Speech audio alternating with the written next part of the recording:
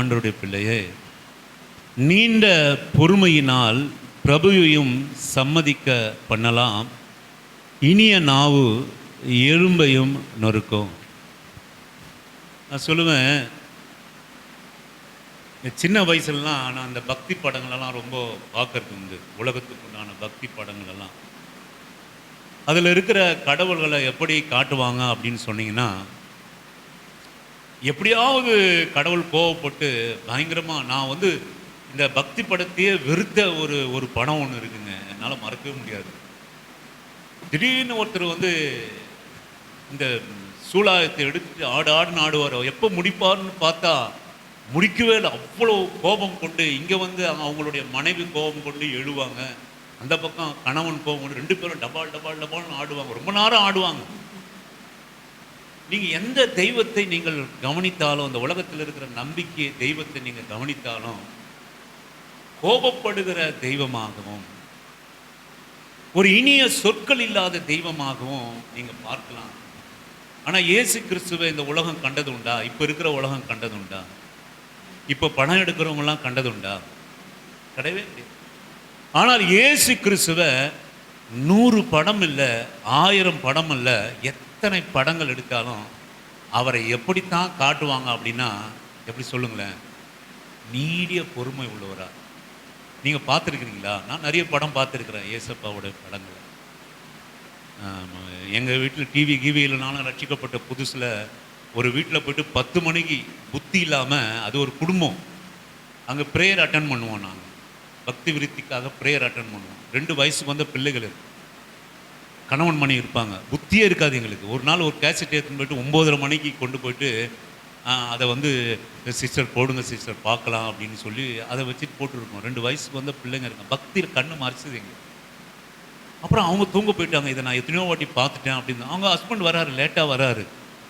எங்களுக்கு ஒன்றுமே இப்போ நினச்சா எவ்வளோ தப்பு பண்ணியிருக்கிறோன்னு எனக்கு தெரியுது. கருணாமூர்த்தின்ற படம், ஏசப்பாவோட படம், ரட்சிக்கப்பட்ட புதுசில் பார்த்தோம். உலகத்தில் எத்தனை படங்கள் எடுத்தாலும் எப்படி ஆண்டவரை சித்தரிக்க முடியும் அப்படின்னு கேட்டிங்கன்னா, என்னை ஏன் அடிக்கிறா? ஆமே, நான் தகாதது ஏதாவது பேசியிருந்தா நீ அடிக்கிறதுல ஒரு அர்த்தம் இருக்குது. எந்த ஒரு சீன்லையாவது ஆண்டவர் கோபப்பட்ட மாதிரி காட்டவே மாட்டாங்க. அவர் பொறுமையாக, அவர் பேசுகிற அந்த ஆக்ட்ரஸ் கூட வந்து எப்படி பேசுவாங்கன்னா, பொறுமையாக வாருங்கள், நாம் படகேறி போகலாம் அப்படின்னு சொல்லுவாங்க. நீங்கள் எத்தனையோ நான் படம் பார்த்துருக்குறேன். அதே ஆங்கிலத்திலும் எடுத்தாலும் சரி, எத்தனை உலகத்தில் இருக்கிற எத்தனை பாஷைகள் எடுத்தாலும், நீங்கள் போய்கொண்டே இருங்கள், நான் பின்பாக நான் கரையேறி வருகிறேன். என்னை ஏன் அடிக்கிறீங்க அப்படின்னு கேட்பேன். ஒரு நாளும் அவர் கோவப்பட்டதா படம் இதுவரை எடுத்ததும் இல்லை, எடுக்கவும் முடியாது. ஏனென்று சொல்லுவோமானால் அவருடைய நீடிய பொறுமை இந்த உலகத்துக்கு வெளிப்பட்டு, இந்த வார்த்தையில வெளிப்பட்டிருக்கு. நாம் ஆராதிக்கிற தெய்வம் எப்படிப்பட்ட தெய்வம் அப்படின்னு கேட்டீங்கன்னா, நீடிய பொறுமை உள்ளது. எனக்கு அன்பான ஆண்டோடைய பிள்ளையே, ஒரு மனுஷன் நீடிய பொறுமை உள்ளவானா தன்னுடைய வாழ்க்கையில இருந்தானா, அவனுக்கு எந்த பிரச்சனை இல்லை, அவன் எந்த தோல்வியும் அவன் நினைக்க மாட்டான். எந்த இழப்பையும், நான் இழந்துட்டேன் என்ற ஒரு எண்ணத்தினால் அவன் வாழ்க்கை இருக்க, நான் இழந்துட்டேன், எனக்கு கிடைக்கல, நான் வாழ்ந்து பிரயோஜனம் இல்லை, எதற்காக நான் வாழ்கிறேன் என்ற எண்ணம் ஒரு மகனுக்கு வராது. எப்போ அப்படின்னு கேட்டீங்கன்னா, நீடிய பொறுமை உள்ளவனா இருக்கிறது. அப்புறம் தன்னுடைய வாயிலே இனிய சொற்களை வைத்திருக்கிறவன் என்னைக்குமே சமாதானத்தை இழந்து போகிறது. ஆமென், அல்லேலூயா. நல்ல சொற்களை வைத்திருக்கிறவன் ஒரு நாளும் சிநேகிதனை இழக்க மாட்டான், நல்ல உறவுகளை இழக்க மாட்டான். தான் சூழ்நிலை எப்போதும் சமாதான தாபரங்களிலே, என் ஜனம் சமாதான தாபரங்களிலே வாசம் செய்யும். அப்படி என்னன்னு கேட்டீங்கன்னா, இனிய சொற்கள் எலும்புகளை முறிக்கிற வண்ணமா இருக்கும். இந்த 2 காரியத்தை நீங்க தெரிந்து கொள்ளுங்க. எனக்கு அருமையான ஆண்டவருடைய பிள்ளையே, நம்முடைய வாழ்க்கையிலே நீடிய பொறுமை உள்ளவர்களாக நாம இருக்கணும். நம்ம ஆண்டவர் அதை தான் நம்ம காட்டியிருக்கிறார். எதுலையுமே அவசரப்பட்டு நம்ம போகாதீங்க, அவசரப்பட்டு செய்யாதீங்க காரியத்தை. நீங்க அவசரமா இதை நினைக்கணும், இதை பெற்றுக்கொள்ளணும், இதை இப்பயே பெற்றுக்கொள்ளணும் அப்படின்னு நினைச்சீங்கன்னா உங்க வாழ்க்கையில சமாதானம் இருக்காதுங்க. அதை பெற்றுக்கொள்கிற வரைக்கும். 2வது, நமக்கு பிரச்சனைகள் வருகிற காரியம், சமாதானத்தை இழக்கிற காரியம் நம்முடைய நாவின் அதிகாரமாக இருக்கிறது. நீங்கள் வாசியுங்கள். சங்கீதங்களின் புஸ்தகம் 40வது சங்கீதம் 1வது வசனத்தை வாசிக்கும்படியாக உங்களை அன்பா நான் கேட்கிறேன். 40வது சங்கீதம். கர்த்தருக்காக பொறுமையுடன் காத்திருந்தேன். அவர் என்னிடமாய் சாய்ந்து என் கூப்பிடுதலை கேட்டார். கர்த்தரிடத்திலே பொறுமையாக நான் அவரிடத்திலே சாய்ந்திருந்தேன். அவர் என் கூப்பிடுதலை அவர் கேட்டார். கர்த்தருக்காக பொறுமையுடன் காத்திருந்தேன். அவர் என்னிடமாய் சாய்ந்து என் கூப்பிடுதலை அவர் கேட்டார். நீங்கள் வாசியுங்கள். பிரசங்கியினுடைய புஸ்தகம் 7வது அதிகாரம் 8ஆம் வசனத்தை வாசிக்கும்படியாக உங்களை அன்போடு கூட நான் அழைக்கிறேன். பிரசங்கினுடைய புஸ்தகம். ஒரு காரியத்தின் துவக்கத்தை பார்க்கிலும் அதன் முடிவு நல்லது. அதனுடைய முடிவு நல்லது. பெருமை உள்ளவனை பார்க்கிலும் பொறுமை உள்ளவன் உத்தமன். பெருமை உள்ளவனை பார்க்கிலும் பொறுமை உள்ளவன் உத்தமன். ஒரு காரியத்தை துவக்கத்தை பார்க்கிலும் அதன் முடிவு நல்லது. பெருமை உள்ளவனை பார்க்கிலும் பொறுமை உள்ளவன் உத்தமன். யார் ஒரு காரியத்தில் இன்னைக்கு அநேகர் ஒரு காரியத்தை துவக்கலாம். ஆனா யார் ஒருவன் அதை நன்மையா முடிப்பான் அப்படின்னு கேட்டீங்கன்னா பொறுமை உள்ளவன் தான் அதை நன்மையா முடியும். ஆமென். அல்லேலூயா. ஒரு காரியத்தின் துவக்கத்தை காட்டிலும் முடிவு நல்லது. அந்த நன்மையான முடிவு எல்லாம் முடிவு என்பது எப்படி வேணா இருக்கலாம், எப்படி வேணாலும் முடிக்கலாம். ஆமென். டிப்ளமா இன் மெக்கானிக் இன்ஜினியரிங்கில் 35% எடுத்து முடிக்கலாம், 90% எடுத்து முடிக்கலாம். சரிங்களா? காலேஜில் அதிகமான பர்சன்டேஜ் மார்க் எடுக்கலாம், முடிவு இருக்குது.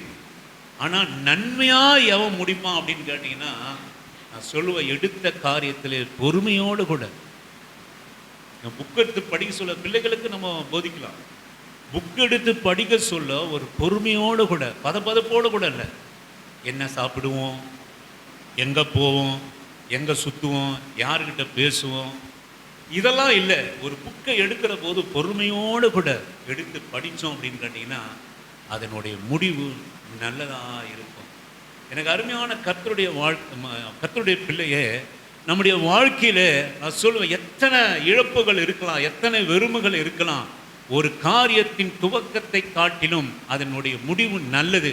எப்போ அப்படின்னு கேட்டிங்கன்னா நான் சொல்லுவேன், பொறுமையோடு கூட.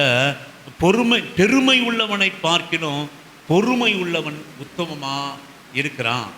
நீங்கள் வாசியுங்கள். யாக்கோபினுடைய புஸ்தகம் 1வது அதிகாரம் 4ஆம் வசனத்தை வாசிக்கும்படியாக உங்களை அன்பான அழைக்கிறேன். யாக்கோபினுடைய புஸ்தகம் 1வது அதிகாரம் 4ஆம் வசனத்தை வாசிக்கும்படியாக உங்களை அன்பான அழைக்கிறேன். நீங்கள் ஒன்றிலும் குறையுள்ளவர்களாய் இராமல் பூரணராயும் நிறை உள்ளவர்களாயும் இருக்கும்படி பொறுமையானது பூரண கிரியை செய்ய கடவது. அல்லேலூயா. எவ்வளவு ஒரு அருமையான வசனம் பாருங்க சிஸ்டர், பிரதர். நீங்க ஒன்றிலும் குறை உள்ளவர்களாக இராமல் பூரணாயிரும் நிறைவுள்ளவர்களாயும் இருக்கும்படி பொறுமையானது பூரண கிரியை செய்ய கடவுள். ஆமென். நான் சொல்லுவேன், நீங்க உங்க வாழ்க்கையில ஒன்றிலும் குறைவில்லாம இருக்கணும்னா பூரணராயும் நிறைவுள்ளவர்களாகவும் இருக்கணும்னா பொறுமை உள்ளவர்களாக பொறுமையானது பூரண கிரியை செய்யும். பூரண கிரியை பொறுமையோடு கூட எல்லாம் எடுத்தோம் கவுத்தோம் ஒரு சிந்தையமே இல்லை. ஏதாச்சும் ஒன்று நினைச்சா உடனே செஞ்சிடணும், ஏதாச்சும் நினைச்சா உடனே அதை இது பண்ணணும். அதான் ஆண்டவர் சொல்றாரு, பெருமை உள்ளவன். ஏன் நம்ம ஒரு காரியத்தை உடனே செய்யணும்னு நினைக்கணும் சொல்லுங்க? எதுக்காக செய்யணும்? உடனே அதை செய்யணும்னு ஏன் நினைக்கிறேன் சிஸ்டர் பிரதர்? பெருமை உள்ளவனை காட்டினோம் பொறுமை உள்ளவன் உத்தமன். பொறுமையோடு கூட கையாளுங்க, பொறுமையோடு கூட பதட்டப்படாதீங்க. நீங்க அநேகருடைய உடம்பு கெட்டு போதில் என்ன காரணம்னு கேட்டீங்கன்னா, தன் நினைத்ததை அவங்க நினைத்தத நேரத்தில் அடைய முடியலன்னா உடனே நமக்கு ஒரு எரிச்சல், வாந்தி. என்ன பிரயோஜனம்? விசுவாசத்தை என்ன பிரயோஜனம்? தேவ நம்பிக்கை என்ன பிரயோஜனம்? ஒரு பொறுமையே இல்லாம அதை எடுத்தோம் கவுத்தோம் நட்டதும் அன்னைக்கே ரோஜாவை பூத்து தலையில் வச்சுக்கணும். அதுக்குன்னு அதுக்கு ஒரு காலம் ஒன்று இருக்கிறது. அதுக்கு ஏற்ற காலத்திலே ஆண்டவர் வைத்திருக்கிறார். ஆமென், அல்லேலூயா. பொறுமையானது. நீங்கள் நிறைவாகவும் குறையில்லாதவர்களாக இருக்கணும்னா நான் சொல்லுவேன், நம்ம இருதயம் குறைவுள்ளாத இருக்கணும். இன்றைக்கி நம்ம இருதயத்தை நீங்கள் கேட்டு பார்த்தீங்கன்னா எல்லா இருதயம் குறைவுள்ள இருதயம். சத்தியத்தை நான் சொல்கிறேன். என் இருதயத்தை நீங்கள் கேட்டிங்கன்னா நான் சொல்லுவேன் நிறைவுள்ளதாக இருக்குதுன்னு நீங்கள் நினைக்கிறீங்களா? இல்லவே இல்லைங்க. இந்த பாப்பாவுடைய இருதயம், எப்போ உங்கள் இருதயம் அப்படியே நிறைவாக இருக்குதுன்னு நீ நினைக்கிற கிடையாது. ஏதோ ஒரு குறைவில் தான் உட்காந்து இருக்கிறது. அம்மா கேளுங்க, கேளுங்க, யாரையாவது கேளுங்க, நிறைவாக நான் இருக்கிறேன்னு நீங்கள் வந்து யாரையாவது உட்காந்து இருக்கிறீங்களா? சொல்லுவேன், அதிகமான குறைவில் தான் உங்கள் இருதயம். இதுக்கு ஒரே ஒரு மருந்து நான் சொல்லுவேன், இயேசுவின் நாமத்தினாலே பொறுமை உள்ளவனா இருந்தானா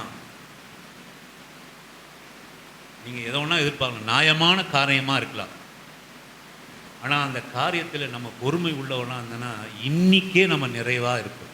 ஆமென், அல்லேலூயா. எனக்கு கிடைக்கும், நான் பெற்றுக்கொள்வேன், நான் சாதிப்பேன். அந்த பொறுமை மாத்திரம் உங்கள் இருதலையை ஆண்டு கொள்ளுமானால் உங்கள் குறைவிலே நீங்கள் நிறைவுள்ளவராக இருக்க முடியும். இது தேவ ரகசியம், தேவ ரகசியம். இன்னைக்கு குறைவில் இருக்கா, எல்லாரும் ஒரு குறைவில் இருக்கலாம். ஆனால் அந்த நம்பிக்கை நான் பெற்றுக்கொள்வேன், நான் சுதந்தரிப்பேன், அந்த இருதயம் மாத்திரம் நமக்கு பொறுமையோடு கூட இருப்போமானால் நான் சொல்ல இன்னிக்கே நம்முடைய குறைவுகளில் நீங்கள் சமாதானமாக இருக்க முடியும், அல்லது அதர் வேர்ட்ஸ் நீங்கள் நிறைவாக இருக்க முடியும். ஆமென், அல்லேலூயா, ஆமென். அப்போது ஒரு குறைவை நிறைவாக மாற்றுறது எதுங்க? சொல்லுங்க, இருக்குதா? இருக்குதா? இருக்குதா? சரி, இருக்கணும். ஆமென், அல்லேலூயா, இருக்கணும். நீங்கள் வாசியுங்கள், எபிரேயர் எழுதின புஸ்தகம் 6வது அதிகாரம் 14-15வது வசனத்தை வாசிக்கும்படியாக உங்களை அன்பான அழைக்கிற. எபிரேயனுடைய புஸ்தகம் நமக்கு தெரிந்த காரியத்தை தான் நம்ம இன்னைக்கு தியானம் பண்ண போகிறோம். நான் சீக்கிரமாக முடித்து விடுகிறேன். எபிரேயன் புஸ்தகம் 6வது அதிகாரம் 14-15 வாசிக்கும். நிச்சயமாக நான் உன்னை ஆசீர்வதிக்கவே ஆசீர்வதித்து, நிச்சயமாகவே நான் உன்னை ஆசீர்வதிக்கவே ஆசீர்வதித்து, உன்னை பெருகவே பெருக பண்ணுவேன் என்றான்.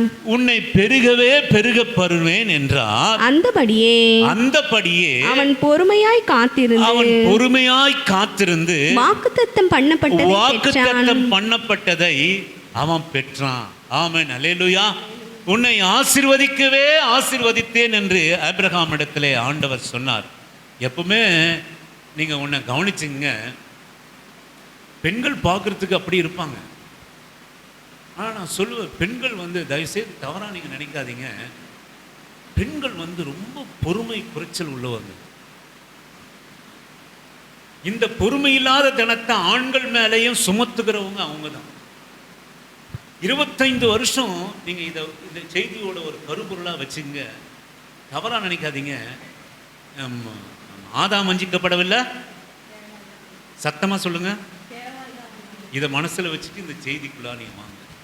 பெண்களுக்கு வந்து அதிக பொறுமை வந்து இருக்காது. உடனே அவங்க சாதிக்கணும், உடனே பெற்றுக்கொள்ளணும், உடனே இதை செய்யணும்.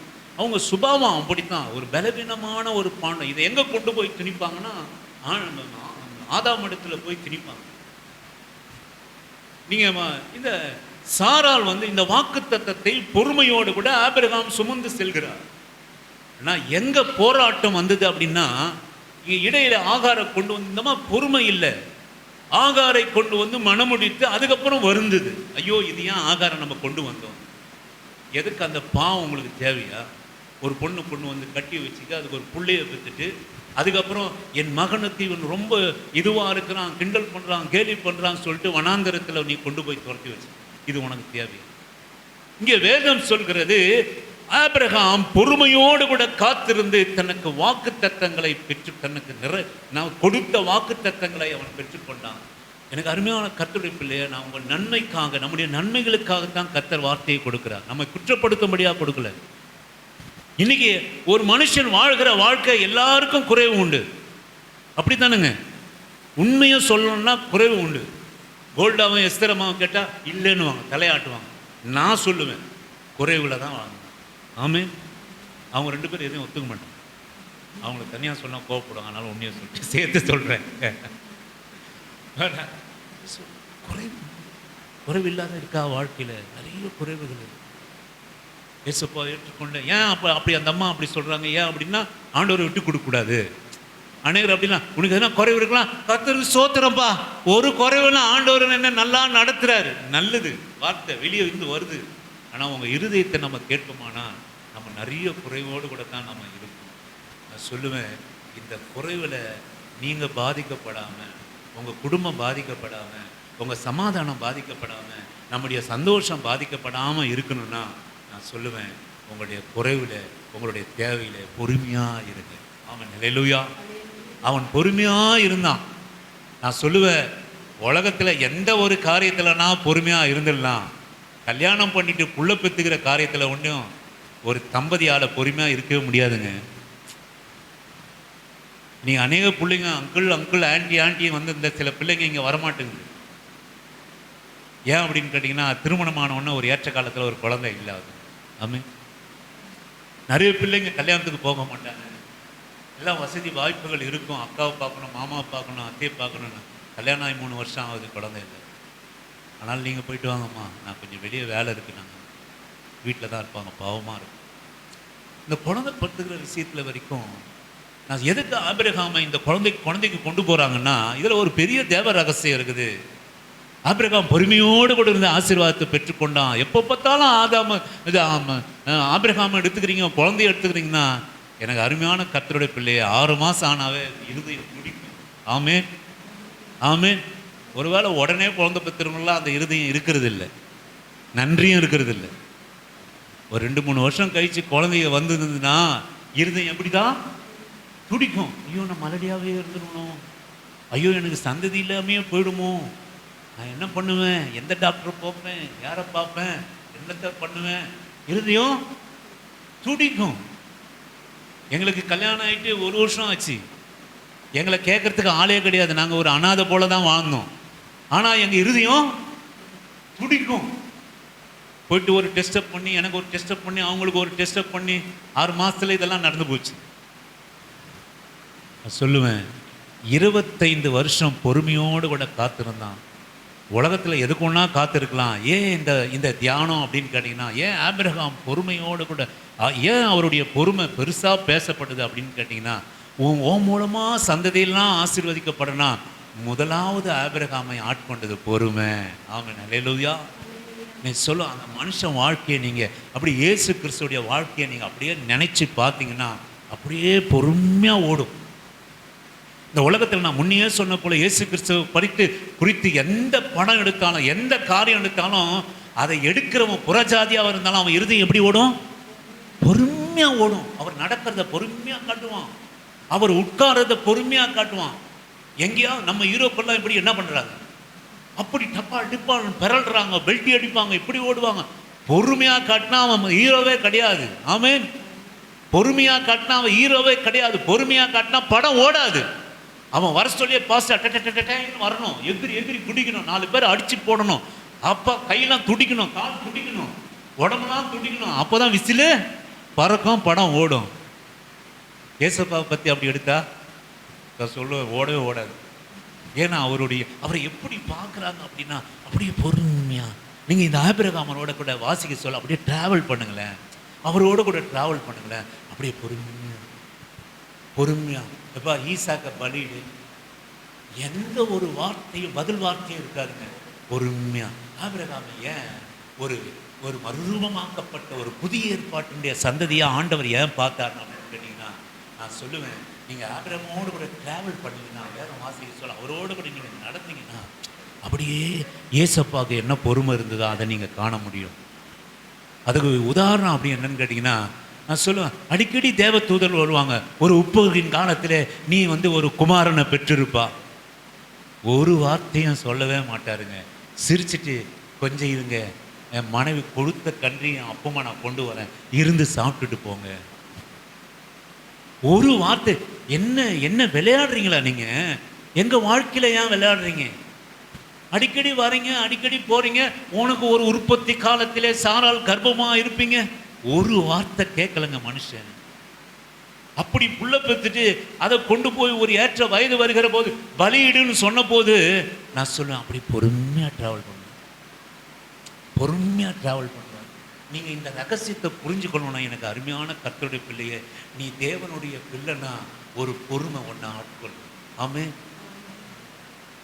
ஒரு பொறுமை ஆட்கொள்ளும், ஒரு இனிய வார்த்தை ஒன்று ஆட்கொள்ளும், மற்றவர்களை எலும்புகளை முறிக்கும் இனிமையான வாரின் வார்த்தைகள்.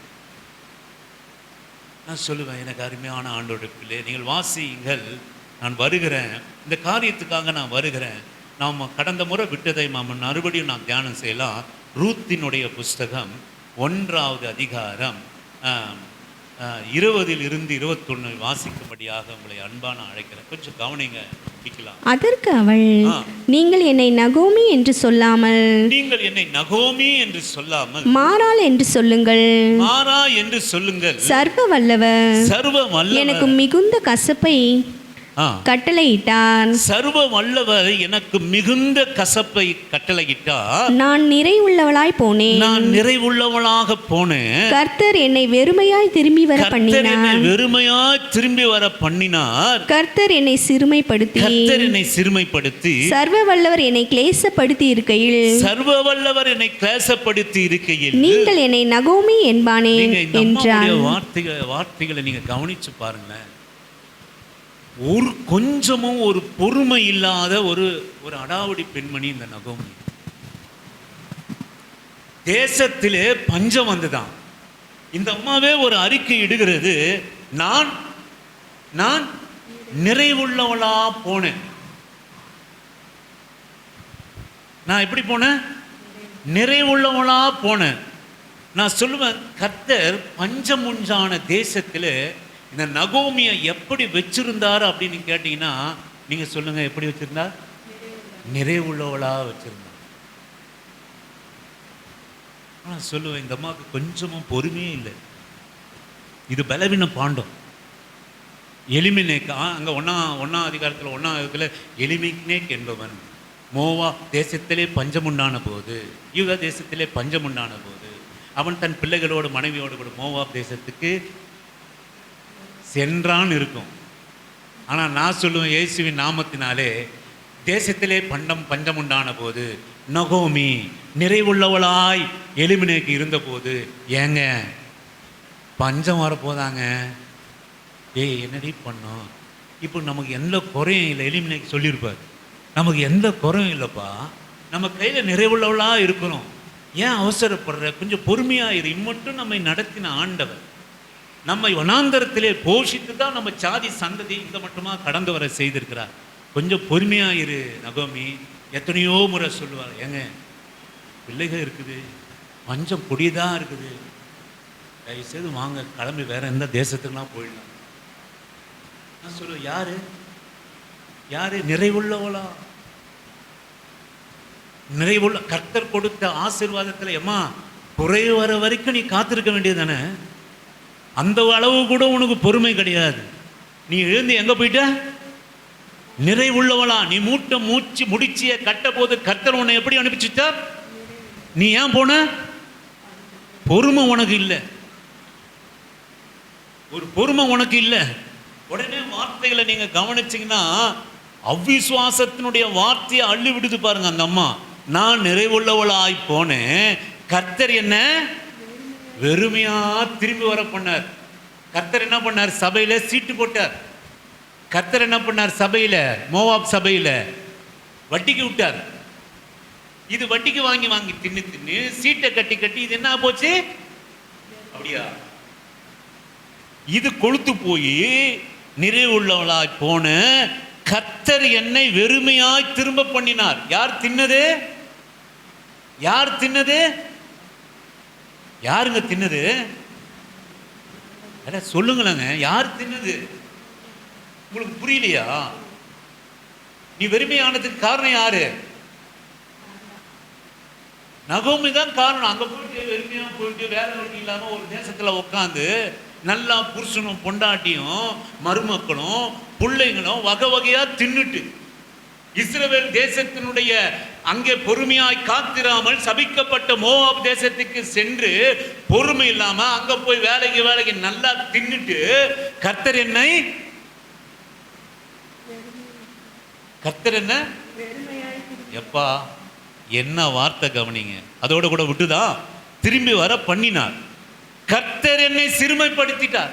ஆமென். யார் சிறுமைப்படுத்திட்டா? சிறுமை பேசுறது ஒரு பொறுமை இருக்கா உனக்கு? நான் சொல்லுவேன், வார்த்தை இனிமையானதா இருக்கணும் சிஸ்டர். நடவடிக்கையிலும் பொறுமை இல்லை, வார்த்தை இனிய சொற்கள் எலும்புகளை நொறுக்கும். ஆண்டவர் ஒரு பிரபுக்களையும் சம்மதிக்க பண்ணும் பொறுமை எலும்புகளையும் நொறுக்கும். எலும்பு என்பது பலனுள்ளது. இங்க வேதம் ஏன் எலும்பு கொண்டு வருதுன்னா பலனுள்ளது. ஆமென். அது பலனுள்ளது, எலும்புகளையும் நொறுக்குமா? ஆண்டவரை நொறுக்காதா? நல்ல வார்த்தை ஆண்டவரை நொறுக்காதா? நான் சொல்லுவேன், ஆண்டவரை நொறுக்காதா? நல்ல வார்த்தை. எதுக்கு நம்ம சபையில ஜெபம் பண்ண சொல்ல நல்ல வார்த்தைகளை சொல்றோம்? எனக்கு அருமையான ஆண்டவர் பிள்ளை, நீ எத்தனை பலவீனத்தில் வந்திருக்கலாம், எத்தனையோ குறைவில் நீ வந்திருக்கலாம். எதுக்கு நம்ம பாசிட்டிவாய் நல்ல எலும்புகளை நொறுக்குகிற வார்த்தையா நம்ம சொல்லுறோம்? நான் சொல்லுவேன், ஒருவேளை ஆண்டவர் இந்த இனிமையான வார்த்தையை கேட்டு எலும்பே நொறுங்குமானா கர்த்தருடைய இருதயம் நொறுங்காதா? ஆமென். அல்லேலூயா. அந்த நம்பிக்கையில தான் சிஸ்டர், அந்த நம்பிக்கையில தான் பிரதர். நீங்க பலவீனம் வந்தாலும் சரி, நான் பலவீனமாக இருந்தாலும் சரி, நீங்க குறைவுள்ளவளா இருந்தாலும் நான் குறைவுள்ளவளா இருந்தாலும் கர்த்தரை ஸ்தோத்தரிக்கிறோம், துதிக்கிறோம், நன்றி சொல்லுவோம். நன்மைகளுக்காக நம்ம நன்றி சொல்லுவோம். ஏன்னா நான் பொறுமையோடு கூட நீங்களும் நானும் காத்திருந்து எலும்புகளை, நல்ல வார்த்தை எலும்புகளை, அப்போ ஆண்டவரை நம்ம இனிய வார்த்தை, நம்ம பாசிட்டிவான வார்த்தை, நம்ம வாக்குத்தத்தமான வார்த்தை, நல்ல வார்த்தை, கர்த்தருக்கு ஸ்தோத்திரம் அல்லேலூயா என்று சொல்கிற வார்த்தை, கர்த்தரனை நடத்தினார் என்று சொல்கிற வார்த்தை, நான் சொல்லுவேன், இன்னைக்கும் நீங்களும் நானும் நல்லா வாழறோம் அப்படின்னு கேட்டீங்கன்னா நான் சொல்லுவேன், அப்படி உள்ள நன்றி உள்ள வார்த்தை. கர்த்தர் சிறுமைப்படுத்தினார் இந்த அம்மா. கர்த்தர் என்னை சிறுமைப்படுத்தி சர்வ வல்லவர், அது மாத்திரமல்ல கிளேசப்படுத்தி, அது எனக்கு தெரியலங்க, அது நான் அப்புறம் நான் பார்க்குறேன், நான் வந்து பார்க்கல, அது என்ன தெரியல, நான் பார்த்தேன், நான் மறந்துட்டேன். நான் கிளேசப்படுத்தி, அம்மா உங்களுக்கு என்ன தெரியுங்களாம்மா சொல்லுங்க நீங்க. மன வருத்தம் நம்ம ஏற்கனவே தியானம் பண்ணுமா சிஸ்டர்? இல்லை, நீங்க பார்த்தீங்க, ரைட், ஓகே, சோதனை. மன வருத்தத்தோடு கூட இப்போ என்னவா ஆச்சு அந்த அம்மாவுக்கு? ஒரே மன வருத்தம். நீங்கள் என்னை நகோமி என்பானே, நான் மாறாவா வந்திருக்கிறேன் அப்படின்னு சொல்லிட்டாங்க. ஆனா போனதுக்கு யார் காரணம்?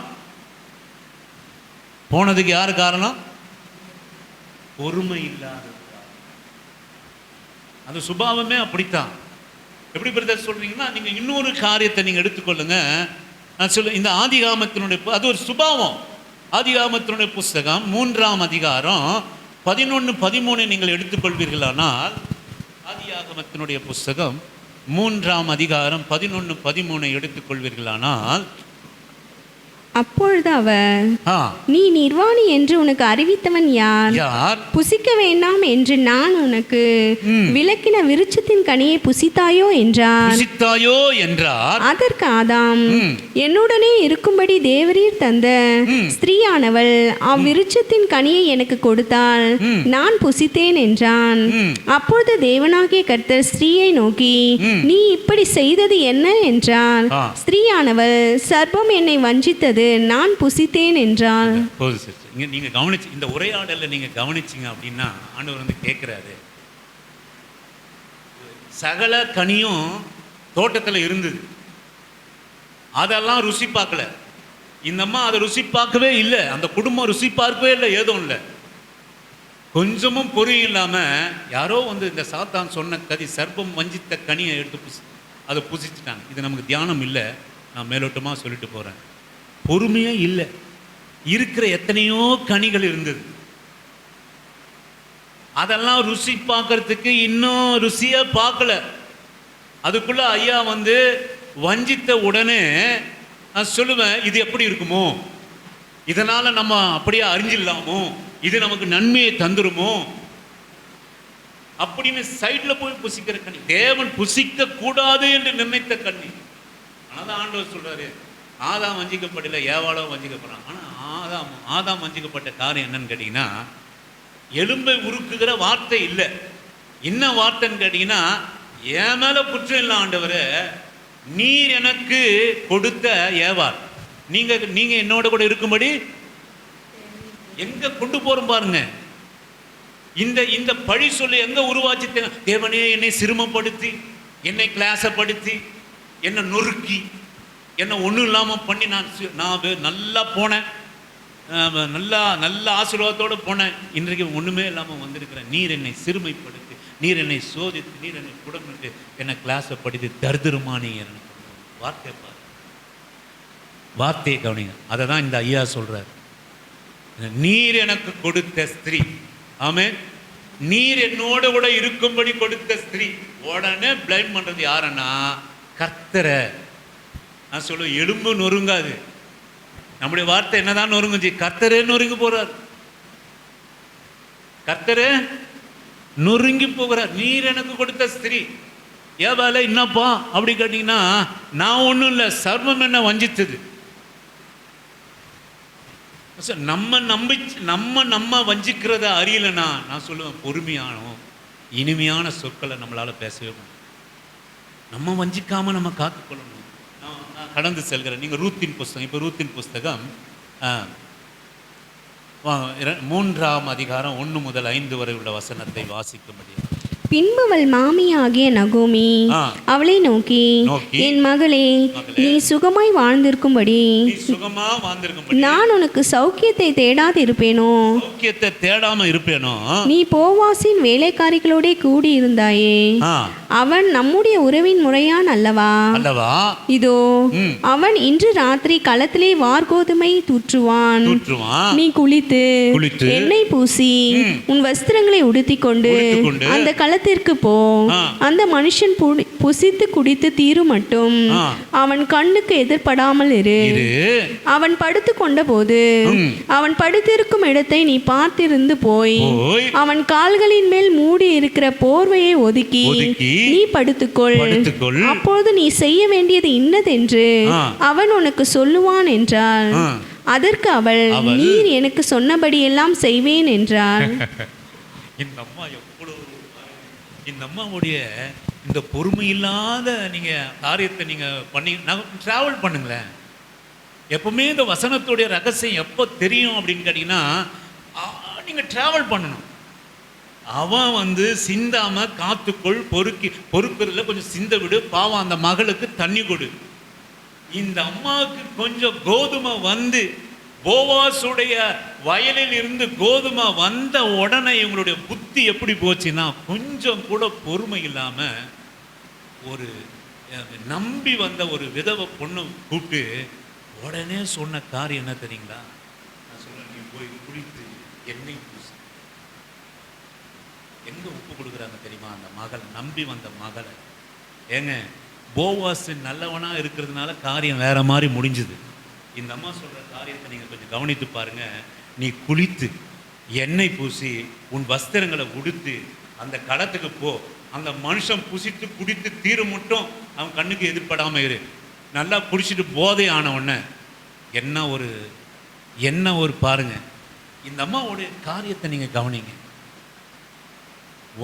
மடியில ஒரு கோதுமையை இவன் கண்ட உடனே இது நினைச்சிச்சு, போவாஸ் தலையில எப்படியும் இந்த பொண்ணை கட்டிடலாம். போவாஸுக்கு எப்படியும் நல்லா நானும் என் மருமகளும் திருப்தியா நல்லா சாப்பிடணும்னா எண்ணெய் பூசி குளித்து நீ போய் அவன் புசித்து குடிக்கிற வரைக்கும் அவன் கண்ணில் படாம இருக்கு.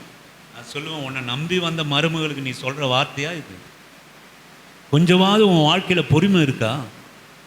ஏற்கனவே அடிப்பட்டு உதப்பட்டு எல்லாத்தையும் இழந்து தேசத்தில் வந்திருக்கிற. இப்போதான் அவன் தண்ணியை கொடு, அவளுக்கு பாவம் சிந்த விடு, அவளை வருத்தமாக நடத்தாதுன்னு ஒரு மனுஷன் சொல்லி இதெல்லாம் அந்த பொண்ணு சொல்கிறான் ரூத்து. இது உடனே என்ன பண்ணுது? இந்த லேடி குளிச்சு என்ன பூசு, மணக்க போ, அவனை அப்படியே மயக்கிடு. அவன் உண்மையாக சொல்லணும்னா அதுதான். அதுக்கப்புறம் அவன் சொல்லுவான், இந்த பொண்ணு வந்து இதுக்கு உடன்பாடே கிடையாது, ரூத்துக்கு வந்து இதில் சுத்தமாக உடன்பாடே கிடையாது. ஆனாலும் இவைகள் எல்லாம் தவறு என்று தெரிந்தும் நான் சொல்லுவேன், எதற்காக இந்த போவாஸ் என்ற ஆசீர்வாதம் இந்த ரூத்துக்கு கொடுக்கப்பட்டதுன்னா, ஒருபோதும் நகோமி ஒரு காரணமே இல்லை. இந்த மகளுடைய பொறுமை தான். பொறுமையாக நம்பி கைப்பிடிச்சா பார்த்தீங்களா நகோமியுடைய கரத்தை, பொறுமையோடு கூட இருந்தா பார்த்தீங்களா. அவருடைய பொறுமை எதில் விளங்குதுன்னு கேட்டிங்கன்னா, இன்னைக்கு நான் ஒரு கல்யாணம் பண்ணி ஒரு பிள்ளைய பெற்று அதை கொடுப்பதற்காக உனக்கு இருந்தாலும் அது நடக்காது என்று சொல்கிறார் நகோமி. சொல்லுவா, நான் பொறுமையோடு, அதோட அர்த்தம் என்ன, நான் பொறுமையோடு, அதெல்லாம் பரவாயில்ல, அந்த பொறுமையோடு கூட நிலை நிற்கிற உங்ககிட்ட அவள் சொல்கிறா பாருங்க, அதற்கு அவள், நீ எனக்கு சொன்னபடியெல்லாம் நான் செய்வேன். இதோடைய ரகசியம் என்ன அப்படின்னு கேட்டிங்கன்னா, இந்த வார்த்தையில் எனக்கு உடன்பாடு இல்லை, ஆமே, ஆனாலும் நீ சொன்னபடிலாம் நான் செய்வேன். சில பேர் இப்படி இப்படி போதிப்பாங்க, என்ன ஒரு மருமகளுக்கு மாமியாருக்கு கீழ்ப்படுகிற பொண்ணு பாரு, அவள் சொன்னதெல்லாம் செய்துப்பா, அது சொன்னதெல்லாம் செய்து. நான் சொல்லுவேன், இவ சொல்லுவா, இது நன்மையான காரியம் அப்படி இல்லைனாலும் நான் ரூத்தை நம்பி அவளுடைய தேவனை நம்பி நான் வந்தேன். நான் பொறுமையோடு கூட, இவ பொறுமையில்லாத காரியத்தில் இருந்தாலும் இந்த மகளுக்கு இருக்கிற அந்த பொறுமையினுடைய காரியம் நீங்கள் சொன்னபடி நான் செய்வேன். எனக்கு இதில் இஷ்டம் இல்லை, ஆனாலும் நீங்கள் சொல்லிட்டீங்க, நான் உங்கள் கரம் பிடிச்சு பொறுமையோடு கூட எனக்கு ஒரு வாழ்க்கை கிடைக்கும்னு நான் வந்திருக்கிறேன். கர்த்தர் என்னை வாழ வைப்பார்னு வந்திருக்கிறேன். எனக்கு ஒரு வாழ்க்கை கிடைக்கும் நான் நம்புறேன், அதற்காக பொறுமையாக இருக்கிறேன். நான் சொல்லுவேன், எனக்கு விருப்பம் இல்லாலும் நீங்கள் சொன்னபடியெல்லாம் நான் செய்வேன். இது பெரிய காரியம். நீங்கள் கவனிச்சிங்கன்னா இது ஒரு பெரிய ஒரு தேவ ரகசியம். நீங்கள் 9:10 வாசிக்கும்படியாக உங்களை அன்பாக கேட்குறேன். நீங்கள் தொடர்ந்து 9 இருந்து வாசிங்களேன். 9 14. நீ யார் என்று கேட்டான். நீர் யார் என்று கேட்டான். அவள், நான் உம்முடைய அடியாளாகிய ரூத். நீர் உம்முடைய அடியாள் மேல் உம்முடைய போர்வையை விரியும், நீர் சுதந்திரவாளி என்றாள். இதுக்கு வந்து ஒரு பெரிய தேவ ரகசியம் இருக்குது. இந்த மக அழகா சொல்றா, என்னை புசி நீ படுத்துக்கொள்ளு என்றாலும் இவருடைய நம்பிக்கையை மாத்திரம் நீங்க இங்க கவனிங்க. இது ஒரு பெரிய தியானம். போர்வையை விரிக்கிற காரியம் வந்து தவறான காரியம் கிடையாது. இஸ்ரவேலிலே ஒரு மனுஷன் ஒரு போர்வையை வைத்து தான் எல்லாம் இருப்பாங்க.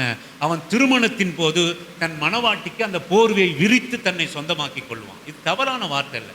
போர்வையை விரிக்கிறது வந்து தவறான வார்த்தை இல்லை. ஆனாலும் நான் சொல்லுவேன், நகோமி என்னதான் என்ன பூசி, என்னதான் நீ எதாவது ஒன்று சொல்லி விட்டாதான், இங்கே ரூத் வந்து நீர் அவள் சொந்தத்துக்கு தான் வரா, அவள் பொறுமைக்குள்ளாக கிரியை செய்தான் வரா. நீர் எனக்கு சுதந்திரவாளி, என் மீது உன் போர்வையை விரியும் என்று சொல்லுவானால், உன் போர்வை எனக்கு விரித்து என்னை நீ சுதந்திரமாய் உன மனைவியாக ஏற்றுக்கொள் என்று சொல்கிறேன். இஸ்ரவேலிலே போர்வை விரிப்பது நிச்சயதார்த்தத்திற்கு அடையாளம், திருமணத்திற்கு அடையாளம். அது சொல்றா பாருங்க, நீங்க போர்வையை விரியும், நீ சுதந்திரவாளி என்றான். ஆமே. வாசிங்க. அதற்கு அவன், மகளே, நீ கர்த்தரால் ஆசீர்வதிக்கப்படுவாயாக, நீ தரித்திரரும் ஐஸ்வர்யவான்களுமான வாலிபர்களின் பிறகே போகாததினால் உன் முந்தின நற்குணத்தை பார்க்கிலும் உன் பிந்தின நற்குணம் உத்தமமா இருக்கிறது. இனிய வார்த்தைனா இதுதான், இனிய வார்த்தை. இங்க கவனிங்க, ஒரு பெண் அபத்தமாக போதிக்கப்பட்டு அபத்தமாக ஒரு மனுஷன் ஆண்மகன்கிட்ட இரவில் அவன் குடித்து வெறித்து இருக்கிற போது, அல்லது அவன் குடித்து இருக்கிற போது அவன் பக்கத்தில் போ, அவன் அதை அவன் உனக்கு சொல்லிக் கொடுப்பான் என்று அனுப்பிச்ச போது இந்த மக வந்து சொல்கிறான், நீ என் சுதந்திரவாளி, என் மீது போர்வை மாத்திரா, நீ சுதந்திரவாளி, என் மேல் போர்வை. இதை பார்த்துட்டு அந்த இனிய வார்த்தை வருகிறது. வேற யாருன்னா தான் ஏண்டி மாமியாரும் மருமகளும் சேர்ந்து என்னடி காரியம் பண்ணுறீங்க, தயவுசெய்து நான் விட்டுடுறேன். இதை என்ன பேசியிருப்பாங்க கொஞ்சம் நினச்சி பாருங்க. என்ன பண்ணுறீங்க நீங்கள், என்ன என்ன என்ன காரியம் நீங்கள் செய்தீங்க, என்ன செய்கிறீங்க? சொல்லுவேன், ஒரு மனுஷன் பொறுமையோடு கூட இருக்கிறான் என்பதற்கு அடையாளம் என்ன அப்படின்னு கேட்டிங்கன்னா, நான் சொல்லுவேன், அவன் வாயிலிருந்து புறப்படுகிற இனிமையான வார்த்தை கேளுங்க. எதுக்கு எந்த வார்த்தை கவனிங்க, இனிமையான வார்த்தை எலும்புகளை நொறுக்கும். பொறுமையானது பிரபுக்களையும் சம்மதிக்க பண்ணும். நான் சொல்றேன், சொல்றான் பாருங்க, இந்த செய்கைக்கு அவன் சொல்றான், அதற்கு அவன் மகளே நீ கர்த்தரால் ஆசீர்வதிக்கப்படுவான். ஆமென், அல்லேலூயா. நான் சொல்லுவேன், இவன் இந்த மனுஷன் என்ன வார்த்தை பேசி இருக்கணும்னு உங்களுக்கு, நீங்களாம் நல்லா பெரியவங்களா இருக்கிறீங்க, உங்ககிட்ட விட்டுறேன். நம்ம ஆளுங்க எப்படிப்பட்ட வார்த்தையை பேசுவாங்கன்னு உங்களுக்கு தெரியும். நீங்களும் நானும் கூட எப்படி பேசுவோம் என்றது தெரியும். ஒரு மகள் இப்படி நடந்தா, ஒரு பெரியவங்க இப்படி நடந்திருந்தா என்ன. ஆனால் இந்த மகன் சொல்கிறான் பாருங்களேன், அதற்கு அந்த மகளே நீ கர்த்தரால் ஆசீர்வதிக்கப்படுவா. ஏன் அப்படின்னு கேட்டீங்கன்னா, தரித்திரனும் ஐஸ்வர்யமானும் வாலிபரின் பிறகு போகாததினால். எப்படி மாத்திராரு பாருங்களேன்.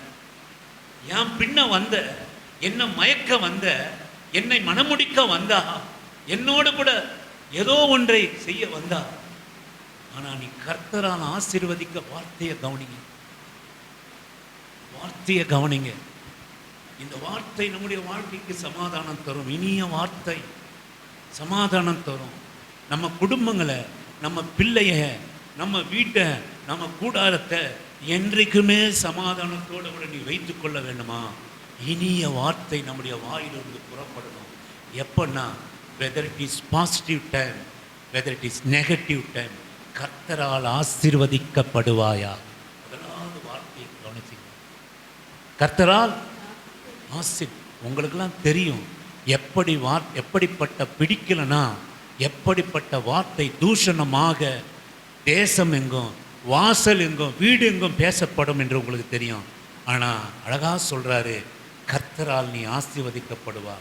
வாலிபரு பின்பால ஐஸ்வர்யவான் முன்னாடி போகாம என்னை தேடி நீ வந்தாய். எவ்வளவு நாசுக்கான வார்த்தை, எவ்வளவு இனிய வார்த்தை. ஐஸ்வர்யமான வாலிபர்களின் பிறகே போகாமல் உன் முந்தின நற்குணத்தை பார்க்கிறோம், உன் பிந்தின நற்குணம் உத்தமமா இருக்கிறது. அல்லேலூயா.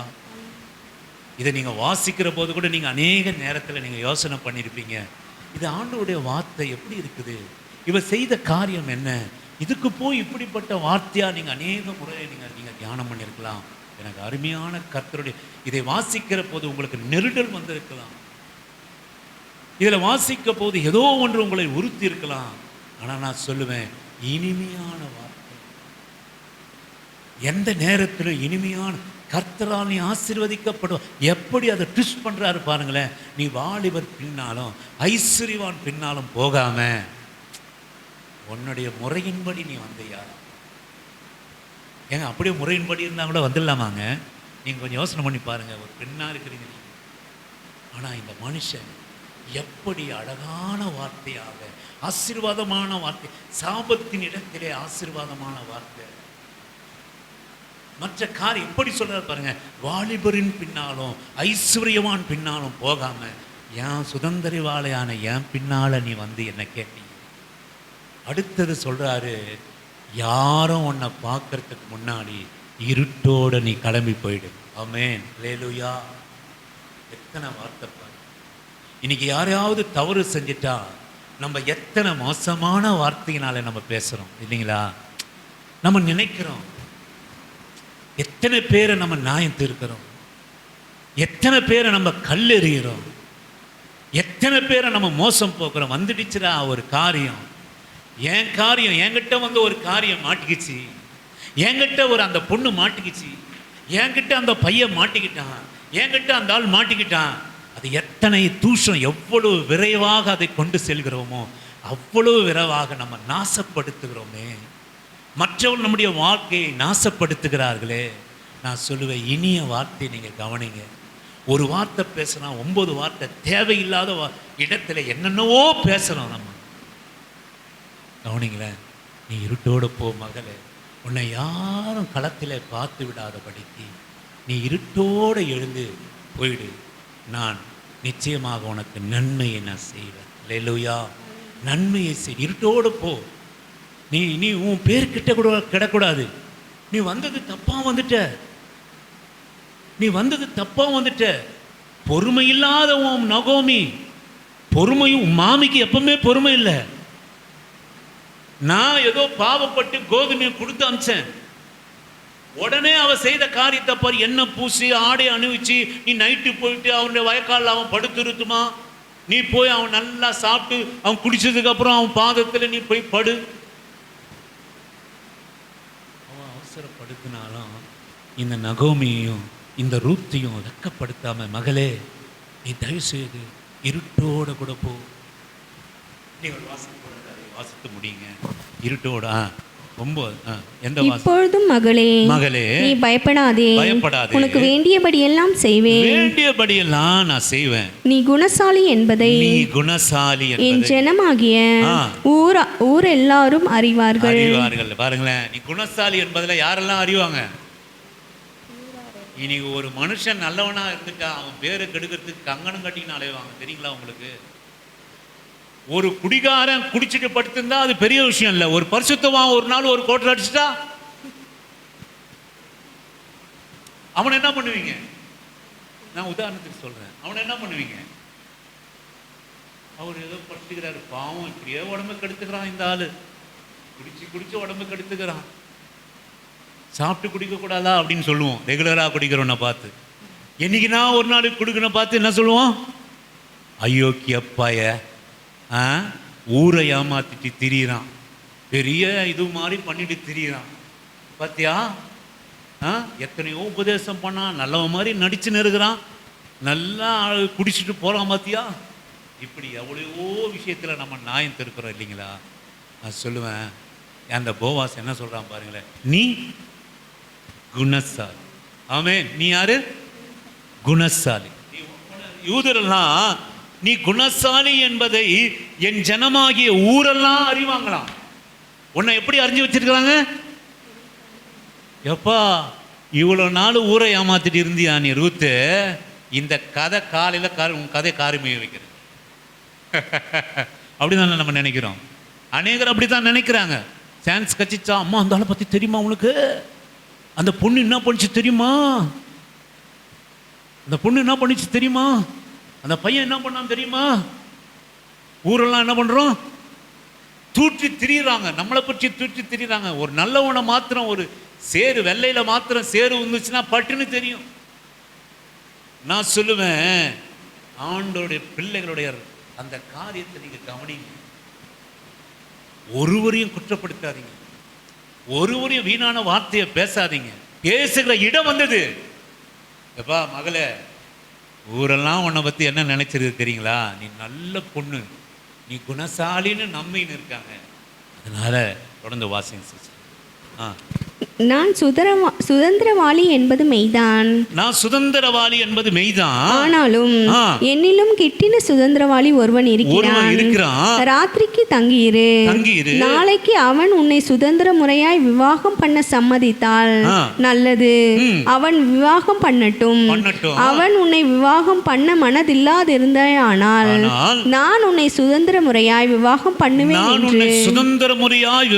பண்ணுவேன் என்று கர்த்தருடைய ஜீவனை கொண்டு ஆணையிடுகிறேன்.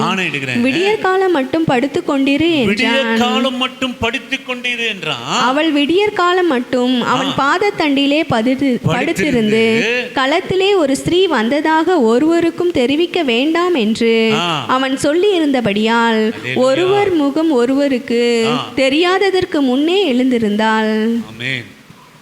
எவ்வளவு ஒரு அருமையான காரியம் பாருங்க, என்ன ஒரு வார்த்தை பாருங்க. அருமையான ஆண்டவருக்குள்ளே இது உங்களுக்கு விளங்குதா இல்லையானே தெரியல, எனக்கு விளங்குதா இல்லையான்னு தெரியல. நீ எப்படி ஒரு இனிமையான வார்த்தையை உன் வாயில வச்சிருந்தா உனக்கு சமாதானம். நீ எந்த நேரத்திலும் பிள்ளைகளிடத்தில் பேசுகிற போது, அடுத்தவங்களை பேசுகிற போது, அடுத்தவங்களை நியாயம் இருக்கிற போது,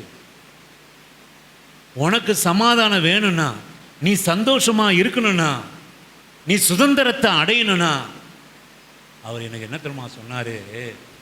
யாரு கண்ணும் பட்டுறாதபடி இருட்டோடு நீ போயிடுப்பா, இருட்டோடு நீ குணசாலி. என் ஜனமெல்லாம் உன்னை எப்படி பூசி மொழுகிறார் பாருங்களேன். போவாஸ் நகோமியை பூசி மொழுகிறார்.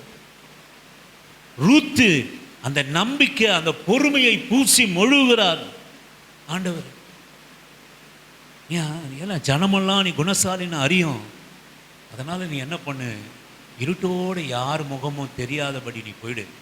நான் பார்த்துக்கிறேன் உன் காரியத்தை. நாளைக்கு நான் பார்த்துக்கொள்கிறேன், நாளைக்கு நான் பார்த்துக்கொள்கிறேன்.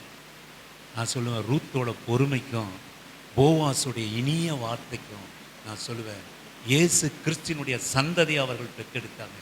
இங்கே 2 பேர் இடத்துல என்ன பார்க்குறீங்க அப்படின்னா, ரூத் இடத்துல பொறுமை, போவாஸ் இடத்துல இனிய வார்த்தை, எலும்பை உருக்கும் வார்த்தை. எத்தனை அருமையான வார்த்தை! நம்ம வாழ்நாளில் ஒரு நாளாவது இப்படி யாருனா நம்ம பேசியிருக்கிறோமா? நீ ஆசீர்வதிக்க, எடுத்த வார்த்தையை பாருங்க, நீ ஆசீர்வதிக்கப்படுவா, நீ ஆசீர்வதிக்கப்படுவா, நீ உத்தமி, ஜனெல்லாம் அறியும் என்று சொல்லி அந்த மகளை ஆசீர்வதித்தா. எப்படிப்பட்ட ஒரு இனிமையான வார்த்தைகளால் அவளை பேசினான். எனக்கு அருமையான ஆண்டவருடைய பிள்ளையே, இதுதான் தேவ சாயலுக்கு ஒப்பானவர்கள். ஆண்டவரே, நீர் கொடுத்த உன் மனைவி, நீர் கொடுத்த என்னுடைய மனைவி, நீங்கள் கொடுத்தீங்க. சர்வம் என்ன வஞ்சித்தது, சர்வ வல்லவர் என்ன கிண்டல் பாருங்க. நகோமினுடைய வார்த்தையில் யார் அவரு? சர்வ வல்லவர் என்னை சிறுமைப்படுத்தி. அந்த மகளுடைய வாயில வார்த்தையில் எவ்வளவு பொறுமை இல்லாத காரியம் பாருங்க, எவ்வளவு ஏளனமான சர்வ வல்லவரா அவரு. யாரு அவர்? யாரு? பெரிய அற்புதங்களை செய்தவர், அடையாளங்களை செய்கிறவராம். என் வியாதிக்கு ஒரு பதில் கிடைக்க மாட்டேது. அப்படியே மரித்தோரை உயிரோடு கூட எழுப்பினாராம். அப்படியே 4 நாள் பணத்தை உயிரோடு கூட எழுப்பி கொண்டு வந்தாராம். ஆனால் எனக்கு ஒரு சின்ன வியாதி தான், இதுவரை நான் கேட்டுட்டு இருக்கிறேன், எனக்கு சுகம் இல்லை. சர்வ வல்லவர் என்னை நொறுக்க சித்தமாகி, என்னை கிளையாசப்படுத்தி, என்னை மன வருத்தத்தை கொடுத்து, என்னை நொறுக்கி மாறா. நான் நல்லா தித்திப்பாக இருந்தேன் என் வாழ்க்கை. ஆண்டவர் என்னை என்னதான் பண்ணிட்டாரு? கசப்பாக்கிட்டாரு ஆண்டவர். வார்த்தையை கவனிச்சிங்களா?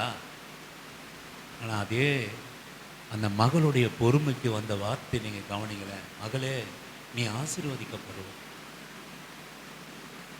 நீ ஊராரெல்லாம் உன்னை உத்தமின்னு நினச்சிட்டு இருக்காங்க, அதில் ஒரு களங்கமாக நான் கொடுக்க மாட்டேன். என்ன இனிய வார்த்தை! எனக்கு அருமையான ஆண்டவர் பிள்ளையே, நீ பேசினா பிரயோஜனம் உள்ள வார்த்தையை பேசு. இல்லாட்டி சொல்லுங்க, வாய் திறக்க மாட்டேன்றீங்களா? சொல்லுங்க, சொல்லுங்க. 1008 கேட்குறீங்க, அப்போ கூட உங்களுக்கு ஏதாச்சும் புத்தி வருதா? ஏதாச்சும் ஒரு புத்தி நமக்கு வருதா? கர்த்தர் பேசுறாருங்க, கர்த்தர் பேசுறாருங்க, ஆண்டவர் உங்களை பேசுறாரு. இப்ப சொல்லுங்க, பேசனா பேசனா, இல்லாட்டி போயிட்டு. உங்க பசங்கிட்ட கூட சொல்றேன், பெற்றோரிடத்தில் பேசுகிற போது பிள்ளைங்க ஜாக்கிரதையா இருங்க. என்னமோ வளர்ந்துட்டீங்க, தோல் மேல வளர்ந்துட்டீங்க, வயசுக்கு வந்துட்டீங்க, என்ன இப்போ 10ஆம் கிளாஸ் முடிச்சுட்டீங்க, காலேஜ் போறீங்க, நீங்க கொஞ்சம் சம்பாதிக்க ஆரம்பிச்சிட்டீங்க, இப்போ மீசை முளைச்சிடுச்சு. அதனால உங்க இஷ்டத்துக்கு பேரண்ட்ஸை பேசணுமா? சொல்லுப்பா சித்தா, இஷ்டத்துக்கு பேசணுமா? பேச எங்க கொண்டு போய் விடுன்னு தெரியாது. பேசினா நல்ல வார்த்தைய ஜோயல் கிட்ட கத்துது, பேசுறதே இல்லை. அல்லேலூயா, ஆமென். அவர் தீர்க்கதரிசி, இதெல்லாம் அவர் அறிந்திருக்கு. அவருக்கு நம்ம பேசுற நல்ல வார்த்தைய பேச, அதனால பேசவே கூடாது யார்கிட்டையும். சோத்திரம்.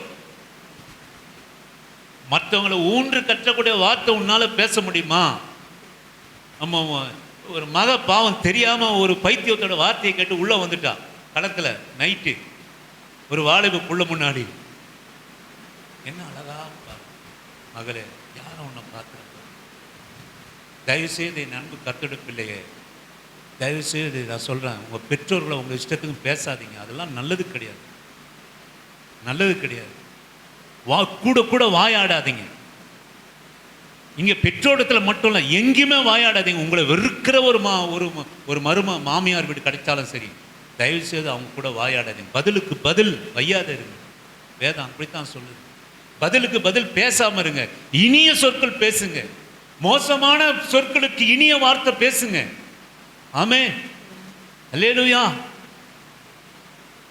இங்கே கட்டார், மூடிட்டார், ஓரளவுக்கு மூட்டார். இதெல்லாம் மொத்தமாக மூடினா நல்லா இருக்கும்னு நான் நினைக்கிறேன். அரைகுறையாக மூடிட்டு பெரிய வேலை வச்சார். இதெல்லாம் பெருக்கி ஒரு சிமெண்ட் அந்த ரோலர்லாம் போய் மாட்டிட்டு அதெல்லாம் ரொம்ப கஷ்டமாக இருக்கும். அதெல்லாம் நோண்டி நோண்டி எடுக்கும் நைட்டு இரவு. இல்லாட்டி அது காஞ்சி போச்சுன்னா அதை எடுக்க முடியாது, அது கூட்ட முடியாது. கட்டார். நான் என்னன்னா முழுசாக கட்டல பாருங்க, பாதி விட்டுட்டு இருக்கா போகிறோம், மறுபடியும் இங்கே பாதி விட்டுட்டா போகிறோம், பாதி மூட்டை. முழுசாக கட்டிட்டாருன்னா ஒரே அடியாக நான் பெருக்கி போட்டுருவேன், எல்லாத்தையும் வாரிட்டு மூடிடும். எதுவுமே பேசலை. ஸ்தோத்திரம். நாங்களே வாரி எடுத்து மாப்பெல்லாம் போட்டதுக்கு பிறகு இந்த கதை அதை வாரி அதை போட்டு ஏதோ பண்ணி. ஆனால் பக்கத்து வீட்டில் கேட்டிங்கன்னா அந்த சிமெண்ட் வந்ததுக்கு வேறு மாதிரி ஒரு பசுத்தை வாட்டி இருப்பாங்க, என்ன மாதிரி வெள்ளை சல்லியம் போட்டுக்கிட்டு. அவங்க வார்த்தையினால் விட்டாங்க பாருங்க. நான் சொல்லுவேன் அப்படி இருக்கக்கூடாது. ஆமீன், அல்லேலூயா. ஆமாம், மறுபடியும் இப்படி பார்க்க சொல்ல ஆனாங்க சார் எப்படி இருக்கீங்க, நல்லா இருக்கீங்களா, சோத்து. ஆமீன். அவர் வீட்டில் அவர் கட்டுறாரு. நாங்கள் கட்ட சொல்ல நாங்கள் பட்டம் பாருங்க பாடு. ஐயோ, ஒரு நாளும் போராட்டம், ஒவ்வொரு நாளும் கஷ்டம்தான். நான் சொல்ல அவங்க போட்ட சிமெண்ட் இதெல்லாம் ஷட்டர்லாம் இருந்து என்னால் முடிஞ்ச வரைக்கும் நாங்கள் எடுத்து கிட்டத்தட்ட ஒரு பக்கெட் ஃபுல்லாக அன்றைக்கி ஒரு நாள், இன்றைக்கி ஒரு நேற்றுக்கு ஒரு அரை பக்கெட்டி எடுத்து சிமெண்ட்லாம் தூக்கிப்பாரு. இல்லாட்டி கட்டிடும் அந்த இதெல்லாம் ஸ்டோர்லாம் அதெல்லாம் நீட்டாக தொடச்சி. வார்த்தை பேசாதீங்க, முகாந்தாரம் இருந்தாலும் பேசாதீங்க. நான் பேசினாலும் கோவம் வந்துடும் எனக்கு, அதனால் நான் பேசுறதில்லை. ஆமென், அல்லேலூயா. ஒரு வார்த்தை போயிட்டு கேட்கலாம், எனக்கு கொஞ்சம் அதை பார்த்து பண்ணுங்க, அதை கொஞ்சம் எடுத்துடுங்க, அதை பண்ணுங்க, இது பண்ணுங்க, ஷட்டரில் விழாமல் பார்த்துங்கன்னா கேட்கலாம். ஆனால் வார்த்தை மேலே வார்த்தை பட்டுதுன்னா நாளைக்கு பக்கத்தில் சமாதானத்தை இழந்துருவோம். ஆமென், அல்லேலூயா. இழந்துருவோம். கேட்கல, ஸ்தோத்திரம். ஆமென், அல்லேலூயா. வார்த்தை பேசாதீங்க. பெற்றோரிடத்தில் என்னதான் நீங்கள் பெருசாக ஆயிட்டீங்க அப்படின்னு சொல்லி பேசாதீங்க. ஆமென், பேசாதீங்க. ஃபோன் இருக்குதா, இஷ்டத்துக்கு எதனா பேசுகிறாதீங்க. ஃபோன் உங்கள் கையில் ஏதோ பாதுகாப்புக்காக கொடுத்துருப்பாங்க. ஆமென். இந்த பிள்ளைங்க கிட்ட இதில் ஸ்மார்ட் போன் கொடுக்கறது நான் சொல்லுவேன், அது ரொம்ப ரொம்ப வேதனையான விஷயம். ஏதோ ஒரு சின்னது இந்த டொக்கு ஃபோனு வாங்கி கொடுத்துட்டு அலோ அலோ ஆமேன் அப்படி பேசிட்டு அதோட வச்சிடற அளவுக்கு இருக்கணும். ஆனால் பசங்கள்லாம் ஏமாற்றுவாங்க. என்னன்னு கேட்டால், எனக்கு ப்ராஜெக்ட் இருக்குது, எனக்கு அங்கே கிளாஸ் எடுக்கிறாங்க, எனக்கு வாட்ஸ்அப்பில் அது பண்ணணும், சேர்ந்த 10 நாள் கூட ஆகணும், அதுக்குள்ளே என்ன இருக்குது ப்ராஜெக்ட். இதெல்லாம் இவருக்கு எப்படி தெரியுது? எனக்கு தெரியும் ப்ராஜெக்ட் இருக்குது, அப்படி இருக்குது. நான் சொல்லுவேன், ஜோயல் இந்த இவ்வளோ நாளாக ஃபோனே இல்லை அவரு, நானும் வாங்கி தரல. உங்களுக்கு தெரியுமா, அவரே கடனுக்கு ஃபோனை வாங்கிட்டார். ஆமாம், அவங்க அண்ணங்கிட்டே அந்த முதலமைச்சர் ஏதோ தமிழ் பாடம் இங்கிட்டுன்னு சொல்லிட்டு நான் சார்ஜ் பண்ணுறதும் கிடையாது, இப்போ ஒரு 6 மாதமோ 3 மாதத்துக்கு முன்னாடி அவருடைய அண்ணன் வேற ஒரு ஃபோன் வாங்கினபடினால அவரோட ஃபோனை இவருக்கு வித்துட்டார். அவருக்கு இருக்குன்னா உடன்படிக்கனா, நீ வேலைக்கு போக சொல்ல அந்த கடனை அடைச்சிடணும். ஆனால் அடைச்சிட்டாரு. அவருக்கு ஒரு அமௌண்ட் வந்தது, ஏதோ ஒன்று அடிச்சிட்டாரு, அவர் கடனை அடிச்சிட்டாரு. அவர் ஃபோனுக்கு கடன்காரனா இல்லை, அவர் சொந்தமாக தான் உழைப்பில் ஃபோனை வாங்கியிருந்தார். அப்படி இது சும்மாவே உழைப்பு இல்லாமல் ஒரு ஃபோனை வாங்கி வச்சுட்டு அடிக்கடி எடுத்து பார்த்துக்கிறது. வாட்ஸ்அப் வந்துடுதா, ஃபேஸ்புக் வந்துடுதா, இன்ஸ்டா, நாசமாக போய்டும். ஜாகிரதையாக இருந்தது. ஆமேன். அனாவசியமான காரியம் ஃபோனில் இருக்கக்கூடாது. வாயில் பேசுகிற வார்த்தையில் கூட கிடையாது. வாயில் போடுற வார்த்தைகளோட நீ ஜாக்கிரதையாக இருக்கணும். உங்ககிட்ட இருக்கிறது என்னது? ஃபோனுன்னா என்னது? அது ஃபோன் இல்லை, ஸ்மார்ட் ஃபோன் இல்லை, அது பேர் என்ன பேர்? அது யோசேப்பை ஒருத்தர் தொந்தரப்பட்டனால அவர் என்ன பேருங்க? யோசேப்பை ஒருத்தர் விபச்சாரத்துக்கு அழைத்தால் அவர் பேர் என்னது? என்னம்மா? போத்திபாரின் மனைவி. உன் கையில் இருக்கிறது என்னது? உன் கையில் இருக்கிறது என்னது? அடிக்கடி உன்னை பாவத்துக்கு அழைக்கிற போத்தி. என் கையில் இருக்குது என்னது? பாவத்துக்கு அழைக்கிற. சொல்லுங்க சித்தா, உன் கையில் இருக்குது என்னது? பாவம். ஆமேன். அது என்னது? பாவம். யாரோ ஒருத்தர் வாங்கி குத்துறாங்கன்னு வச்சுக்க, அது என்னது? பாவம். அதில் இனிய சொற்கள் தான் இருக்குது, சாபத்தை கொண்டு வருகிற சொற்கள் இருக்குது. பெற்றோருக்கு எதிரான வார்த்தைகள் பேசாதீங்க தயவு செய்து. பெற்றோருக்கு எதிராக விரோதமாக அவங்க மனசு கஷ்டப்படுற அளவுக்கு, அடுத்தவங்க கஷ்டப்படுற அளவுக்கு, உனக்கு விரோதி தான், அடுத்தவங்க கஷ்டப்படுற அளவுக்கு நீங்கள் பெரிய பெரிய எல்லாம் தெரிஞ்ச ஆளாட்டம் அப்படியா பேசாது. அதனால யார் சமாதானம் இழந்து போயிடுவாங்க? நீங்கள் தான் சமாதானத்தை இழந்து போயிடுவீங்க. இப்போ பக்கத்தில் போய் கேட்டேன்னா ஒரு வார்த்தை நெல் போட்டால் என்ன ஆகும்? நெல் போட்டால் நெல் முளைக்கும் அல்லது முளைக்காம போயிடும். ஆனால் சொல்லு போட்டால் சத்தியமாக முளைக்கும். ஆமென். ஆமாம், நீங்கள் போடுற சொல்லு ஒன்று ஒன்று முளைச்சி போயிருக்கு. எத்தனையோ இருதயத்தில் பகையா வேதனையா. அவன் நல்லவனோ கெட்டவனோ அதை பற்றி நீங்கள் கவலைப்படாதீங்க.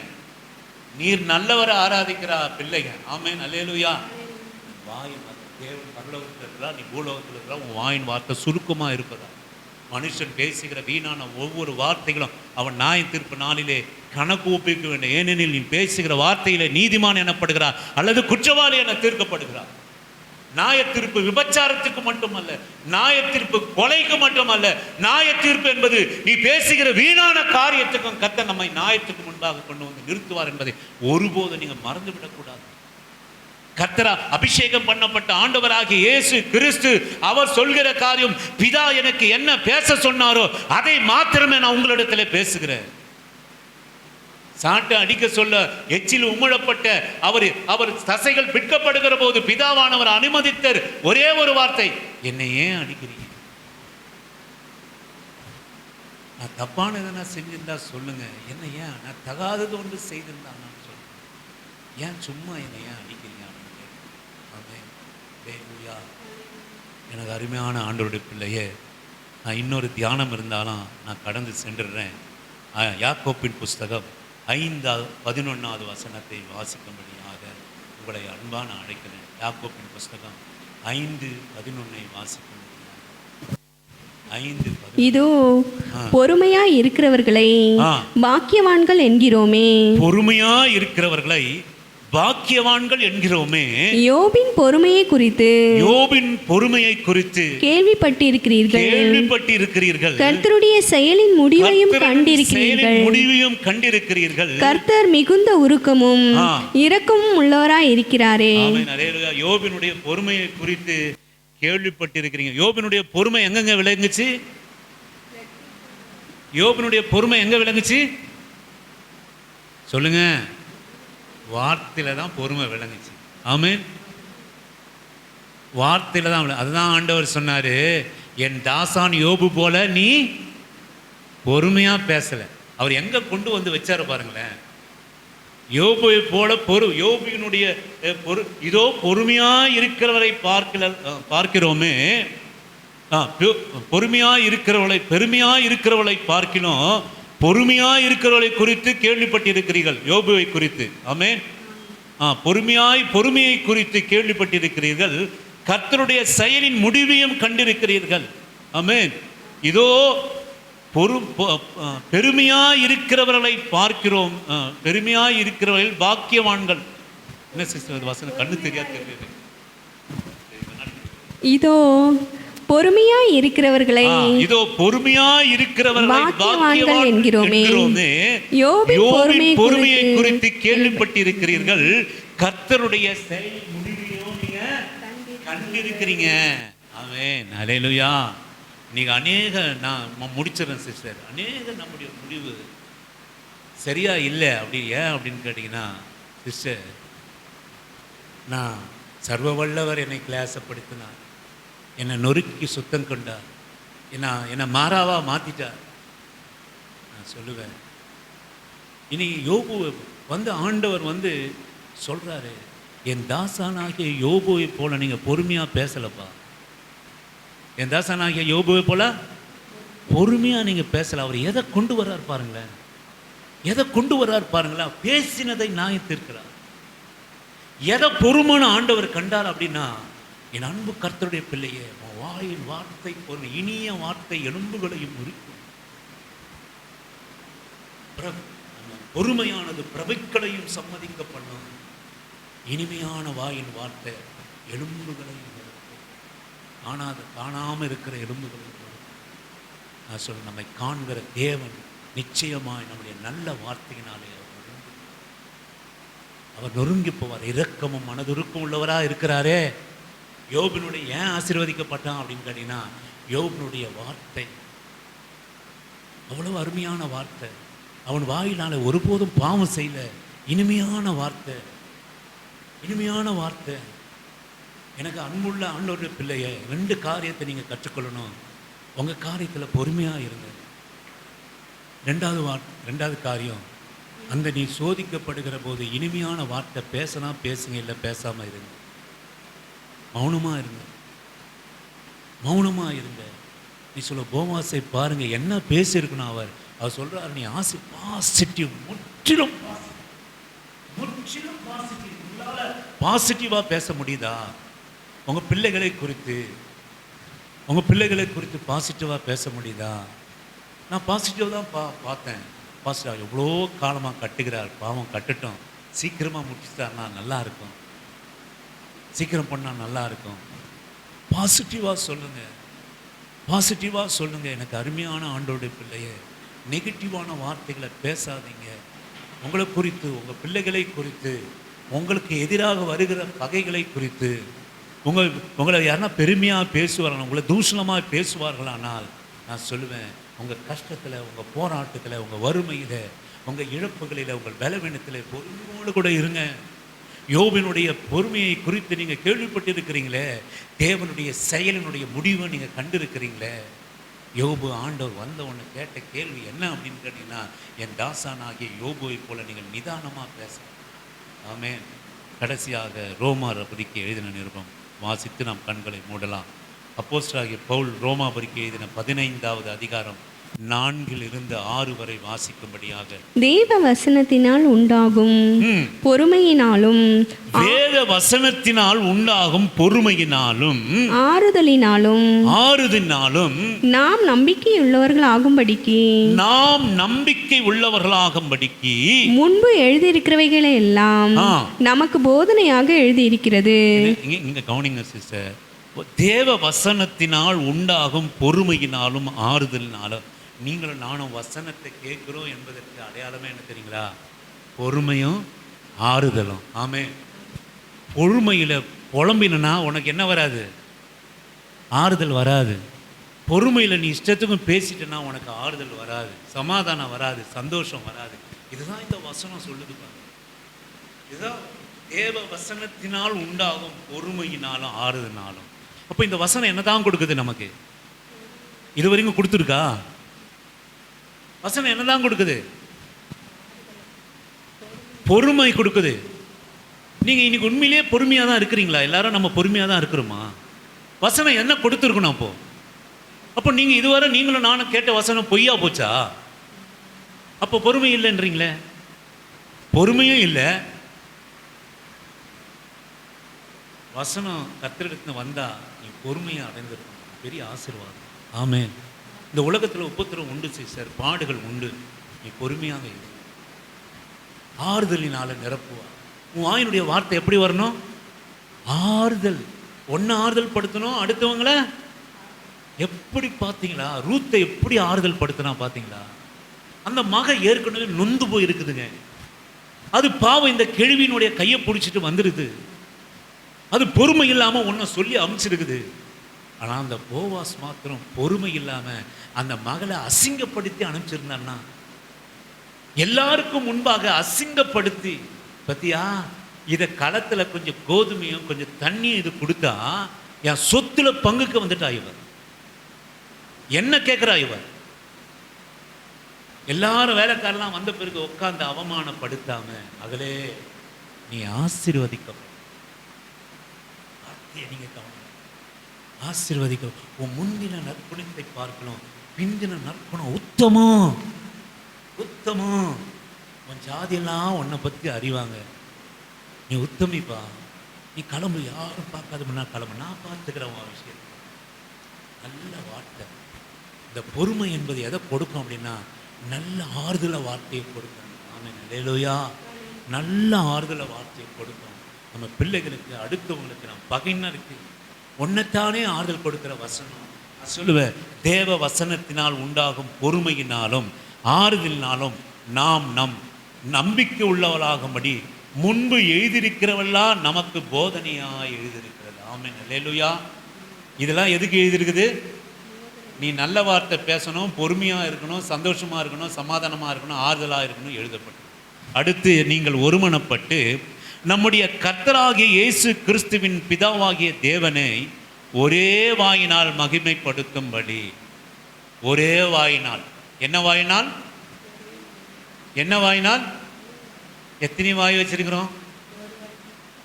பணக்காரங்கிட்ட ஒரு வாய், ஏழைகிட்ட ஒரு வாய், நல்லவங்கிட்ட ஒரு வாய், கெட்டவங்கிட்ட ஒரு வாய், நல்லது செய்யறப்போ ஒரு வாய், கெட்டது செய்யறப்போ ஒரு வாய், ஆசீர்வாதத்தை பெற்றுக்கொள்கிற போது ஒரு வாய், சொல்லுங்க, கொஞ்சம் கஷ்டத்தை பெற்றுக்கொள்கிற போது எத்தனை வாய்?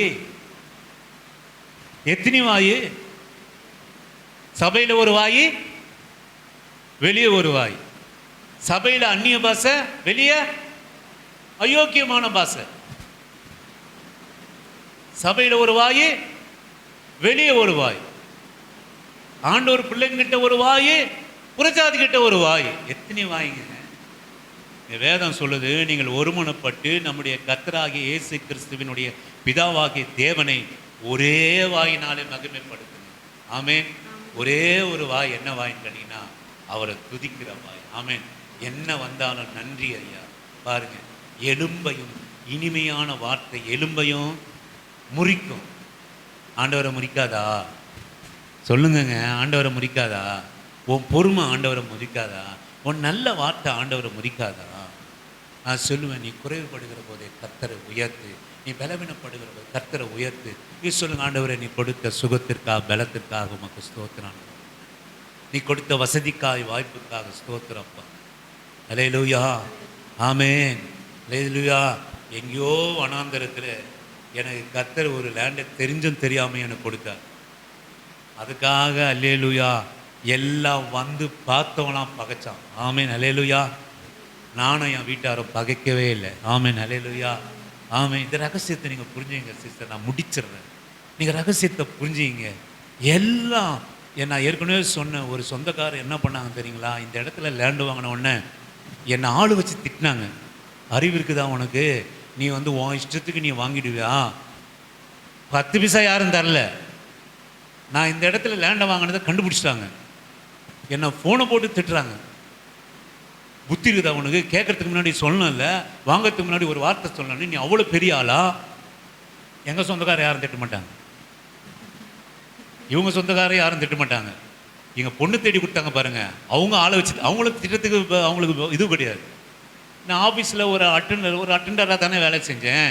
அப்போ அங்கே இருக்கிற ஒரு கிளரிக்கல் ஸ்டாஃபை கொண்டு அங்கேருந்து ஃபோனை போட்டு என்னை திட்டுறாங்க. எங்கேயோ கொண்டு போய் சுடுகாட்டில் போயிட்டு வாங்க. ஆனால் ஒரே வாய், ஒன்றுமே இல்லாமல் இருந்த ஆண்டவர் இந்த இடத்தை எனக்கு கொடுத்தார். அந்த சின்ன கீழே ஒரு சின்ன இடத்த கொடுத்தார்.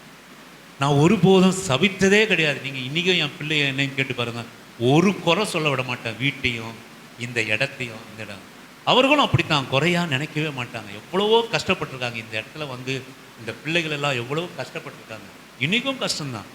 ஆனால் நான் சொல்லுவேன், ஒருபோதும் நான் சொல்கிறேன், ஆசீர்வதி. ஆமென்.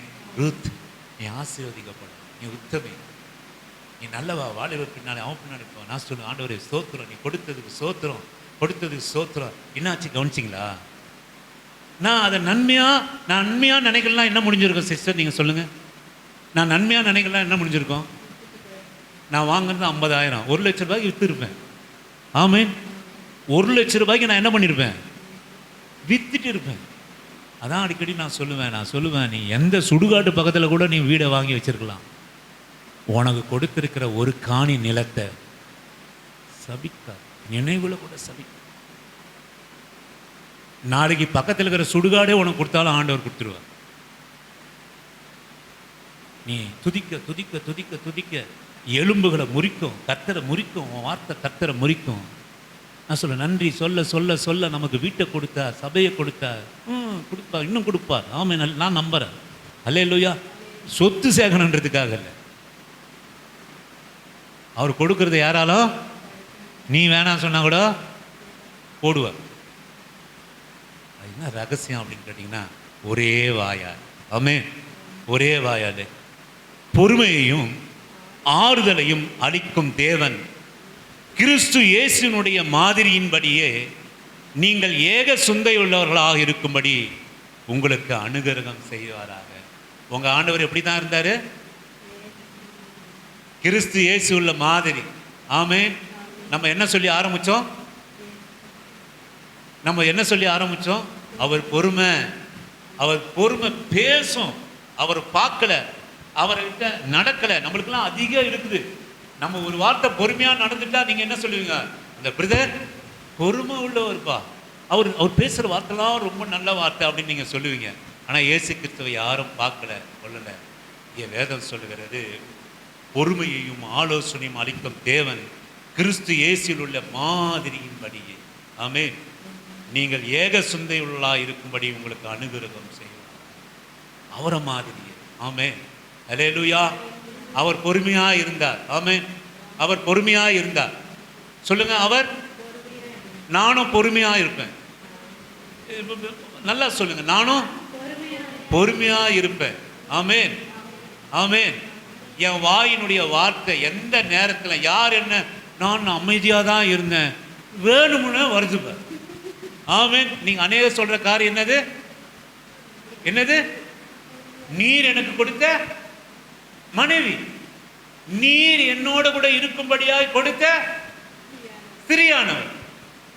ஏப்பா என்னப்பா ஏவாலே என்ன விஷயம்? சாத்தான் என்னை வஞ்சித்தது. அடியே பாவி, உனக்கு தான் முன்னாடியே சொல்லிட்டு போனாரே, ஜாக்கிரதையா இரு. இங்க இருக்கிறதெல்லாம் புசி, பொறுமையா புசி. எவ்வளோ நாள் புசித்தாலும் இதெல்லாம் அந்த தோட்டத்தில் இருக்குல்ல, இதெல்லாம் ஒன்னால புசிக்க முடியாது. அதனால பொறுமையா ஒவ்வொரு நாளுக்கும் ஒன்று ஒன்று புசித்து குழம்பு வச்சு அதை சாப்பிட்டு நல்லா சந்தோஷமா இரு. ஏன் பொறுமை இல்லாம சைடில் வந்ததை எடுத்து சாப்பிட்ட? நான் சொல்ல, எனக்கு அருமையான தேவ ஜனமே, நான் சொல்ல, அடுத்தவர்களை நான் சும்மா தான் இருந்தேன், அவன் தான் என் வாய் கலர்னான். நீங்கள் அநேகர் சொல்கிற வார்த்தை அதெல்லாம். நானும் வந்து எதுவுமே பேச மாட்டேன் சிஸ்டர், ஆனால் அவங்க பேசினா நான் விட மாட்டேன். நான் அமைதியாக தான் இருப்பேன். ஸ்கூலில் கூட நான் அமைதியாக இருப்பேன். யாருன்னா என் பேச்சுக்கு வந்தாங்கன்னு வச்சுக்கோ, அவ்வளோதான் ஆளை வச்சு அடிப்பேன். ஆமென். ஏன் அப்போ தான் நான் யாருன்னு தெரிஞ்சுப்பா. ஆனால் நீ என்ன மட்டும், நீ நான் இப்போ அமைதியாக இருக்கிறேன்னு நீ நினைக்கிற, ஆனால் நீ என்னை மட்டும் சீண்டிப்ப, என் பேச்சுக்கு மட்டும் நீ வந்தன்னு வச்சுக்கோ, பெட்டா நீ காலி. ஆமென். நீங்கள் அநேகர் அப்படி தான். இன்னைக்கு விசுவாசம்லாம் எப்படி தெரியுங்களா? நம்மக்கிட்ட வராத வரைக்கும் அப்படியே இருக்கு. சிலதெல்லாம் எப்படியோ அறியாததில் நுழையுது, வசனத்தை கேட்டு அறியாததில் நுழையுது. சிலது என்ன பண்ணுது, அடக்கமாக உட்காந்து இருக்குது. ஆனால் வரட்டும், நம்மக்கிட்ட வரட்டும், நம்மக்கிட்ட வரட்டும். என்ன நினைக்கிறாங்க அப்படின்னு கேட்டிங்கன்னா, நம்மக்கிட்ட வந்துடுச்சுன்னா நம்ம பேசுறது கரெக்டுன்னு நம்ம நினைக்கிறோம். நம்ம என்ன நினைக்கிறோம்னா, நம்மக்கிட்ட பிரச்சனை வராதபடி, சண்டை வராத வரைக்கும் நம்ம வந்து பரிசுத்தவான். ஆனால் வந்துடுச்சு, நம்ம பேசிட்டா அதில் தப்பே இல்லைன்னு நம்ம நினைக்கிறோம். ஆனால் வேதம் என்ன சொல்லுறீங்களா? உங்கள்கிட்ட அனாவசியமாக எதுனா வந்தாலும் நீ அமைதியாய் ஆசீர்வாதமாய், ஒன்று ஆசீர்வாதமாக உனக்கு பேச முடிஞ்சால் பேசு, போவாஸ் மாதிரி. இல்லை அமைதியாக, ஸ்திரியே இதெல்லாம் தப்பு, நீ எழுந்து போயிடு, நான் காலையில் பேசிக்கலாம் அமுச்சு வச்சிருக்கேன். ஒன்று போவாஸ் மாதிரி பேச கற்றுக்கோ. ஸ்திரியை நீ ஆசீர்வதிக்கப்படுவா, நீ முந்தின நற்குணத்தை பார்க்கணும், பிந்தின நற்குணம் என்ன பூசினவன் என் கூட வந்துட்டா, உன் மாமியார் சொன்னான்னு உனக்கு புத்தி இருக்குதா அப்படின்னு கேட்காம முந்தின நற்குணத்தை பார்க்கணும். அப்படி விளங்குது, இப்படி விளங்குது, நீ போ, இருட்டோட போகலாம் அப்படின்னு பேச உனக்கு தெரியலனாலும் அமைதியோடு கூட, மகளே வேணாம், காலையில் எழுந்தோன்னு உடனே நீ போயிடு, மற்றதெல்லாம் நம்ம அப்புறம் பேசிக்கலாம், நான் என்னவோ ஒன்று நினச்சேன், நீ இப்படிலாம் பண்ணுறேன், சரி போ அப்படின்னு சொல்லி அமைதியாக அமைச்சு. தேவையில்லாத காரியத்தை நீ பேச. அல்லேலூயா. அப்படி நம்ம இருக்கணும். இது யாருக்கு லாபம் அப்படின்னு கேட்டிங்கன்னா, நீ பொறுமையோடு கூட இருப்பது, நான் முடிச்சிடுறேன், உனக்கு ஆரோக்கியம். ஆமென். உனக்கு ஆசீர்வாதம், உனக்கு சமாதானம், உனக்கு சந்தோஷம். நீ பேசுகிற வார்த்தை உனக்கு சந்தோஷம், உனக்கு ஆறுதல், உனக்கு ஆசீர்வாதம். நம் கண்களை மூடி கர்த்தரை நோக்கி நாம் பார்க்கணும். ஆண்டவர், இந்த பலத்தை எங்களுக்கு கொடுங்க ஆண்டவர், இந்த பலத்தை எனக்கு கொடுங்க ஆண்டவர். உம்மாலே வருகிற வசனம் ஆண்டவரே, பொறுமை என்பது உம்மாலே வருகிற ஆண்டவரே, தேவ வசனத்தினால் வருகிற பொறுமையும் ஆறுதலையும். ஆமென். இன்னைக்கு இந்த வசனம் எனக்கு என்ன கொடுக்கணும் அப்படின்னு கேட்டிங்கன்னா, பொறுமையும் ஆறுதலையும் கொடுக்கணும். அப்பா, எனக்கு ஆறுதல் வந்துடுச்சுன்னா அனாவசியமான வார்த்தை என் வாயில் வராதப்பா. பொறுமை பிரபுக்களை சம்மதிக்க பண்ணும். நல்ல வாயினுடைய வார்த்தை எலும்புகளை முறிக்கும். ஆமென். நம்முடைய வாயின் வார்த்தை மற்றவங்கள முறிச்சிடக்கூடாது, மற்றவங்கள முறிச்சிடக்கூடாது. நம்மை ஊன்ற கட்டப்படம் பண்ணமா இருக்கணும்.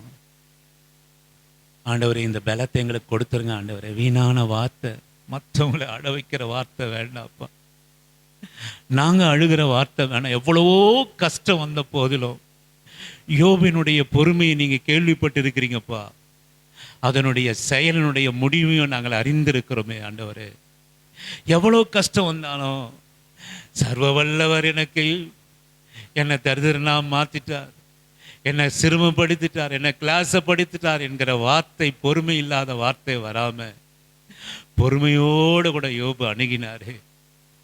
பொறுமையோடு கூட ஆறுதலோடு கூட யோபு அணுகினாரே. தனக்கு வந்த கஷ்டம் போராட்டெல்லாம் நான் சொல்லுவேன், எனக்கு அருமையான கர்த்தருடைய பிள்ளை, இன்றைக்கு நான் சொல்லுவேன், ஆண்டவரே அந்த பொறுமை எனக்கு தாரும், பொறுமையை தாரும். நான் மற்ற இடத்துல பேசுகிற போது, நான் வேலை ஸ்தலத்தில் நான் பேசுகிற போது மற்றவங்க மனசு ஒடியக்கூடாது ஆண்டவரே. கர்த்தர் எனக்கு கொடுத்த பெற்றோரிடத்தில் நான் பேசுகிற போது அவங்க மனசு உடைஞ்சிடக்கூடாது, மனசு உடைஞ்சிடக்கூடாது. அக்கம் பக்கத்தில் இருக்கிறவங்க என் மீது எவ்வளோ வார்த்தைனா அவங்க பேசலாம், ஆனால் நான் ஒரு வார்த்தையும் அவங்க மனசு நோகிற மாதிரி பேசக்கூடாது. இது ஆண்டவருடைய பிள்ளை, இது இயேசு கிறிஸ்துனுடைய மாதிரி, இது இயேசு கிறிஸ்துனுடைய மாதிரி. எனக்கு அருமையான தேவஜனமே, நீ இயேசு கிறிஸ்துனுடைய மாதிரியா இருக்கணும்னா அவரிடத்திலிருந்து பெற்றுக்கொண்ட பொறுமை, அவர் காட்டின பொறுமை, அவர் காட்டின அந்த நல்ல ஒரு வார்த்தை, நல்ல ஒரு ஆறுதல் தரக்கூடிய வார்த்தை எங்களுக்கு கொடுங்கப்பா, எங்களுக்கு கொடுங்கப்பா. நாங்கள் பலவீனராக இருக்கிறோம். யாராவது ஒன்று சொன்னால் நாங்கள் நிறைய பேசுகிறோம் ஆண்டவரே, அவர்களை சபிக்கிறோம் ஆண்டவரே. எலும்பை முறிக்கத்தக்க நல்ல இனிமையான வார்த்தை எங்ககிட்ட இல்லை ஆண்டவரே. எலும்பை முறிக்கத்தக்க ஆண்டவரே, எத்தனை நாங்கள் பலவீனம் இருக்கலாம், எத்தனை குறைவில் நாங்கள் இருக்கலாம், ஆனால் உம்முடைய மாறுதியான பொறுமையும் இனிய வார்த்தைகளும் ஸ்தோத்திரமும் நன்றிகளும் துதிகளும் என் வாயிலே இருக்குமானால் எனக்கு அருமையான கர்த்தருடைய பிள்ளையே, உன் வியாதி படுக்க மாறும், உன் தரித்திரம் மாறும், உன் கடன் சுமை மாறும், உன் உறவுகள் மாறும், அக்கம் பக்கத்தில் இருக்கிற உறவுகள் மாறும், சமாதானம் பெருகும், ஆசீர்வாதம் பெருகும், சந்தோஷம் பெருகும், உடல் சுகம் பெருகும். ஏனென்று சொல்லுவோமானால் உன் இனிமையான வார்த்தை கர்த்தரை இரக்கமும் மனதுருக்கமும் நீடிய சாந்தமும் உள்ள தேவனை முறிக்க செய்திற்று. உன்னுடைய இனிய வார்த்தைகள் கர்த்தரை இறங்க செய்திற்று, உனக்காகவும் குடும்பத்திற்காகவும் பலவீனத்திற்காகவும். நன்றி ஆண்டவரே. ஒரு விஷயம் கூட உங்க மனசுல இருந்து சொல்லுங்க, ஆண்டவரே இதுவரைக்கும் நீங்க எனக்கு கொடுத்ததெல்லாம் நன்றி. நீர் எனக்கு கொடுத்த வாழ்க்கை துணைக்காக நன்றி, நீர் எனக்கு கொடுத்த பிள்ளைகளுக்காக நன்றி, நீர் எனக்கு கொடுத்த வீட்டிற்காக நன்றி, நீர் எனக்கு கொடுத்த வாசலுக்காக நன்றி அப்பா, நன்றி அப்பா, நன்றி ஆண்டவரே. எங்க அக்கம் பக்கத்தில் நல்லவர்களை கொடுத்திருக்கிறீங்க, அதற்காக ஸ்தோத்திரம் ஆண்டவரே.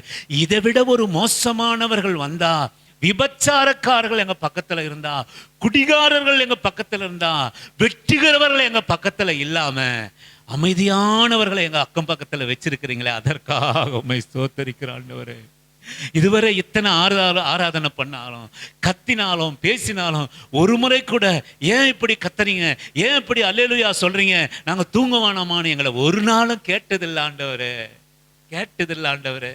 அதற்காக நன்றி செலுத்துகிறோம் அப்பா, அதற்காக நாங்கள் நன்றி செலுத்துகிறோம் ஆண்டவரே.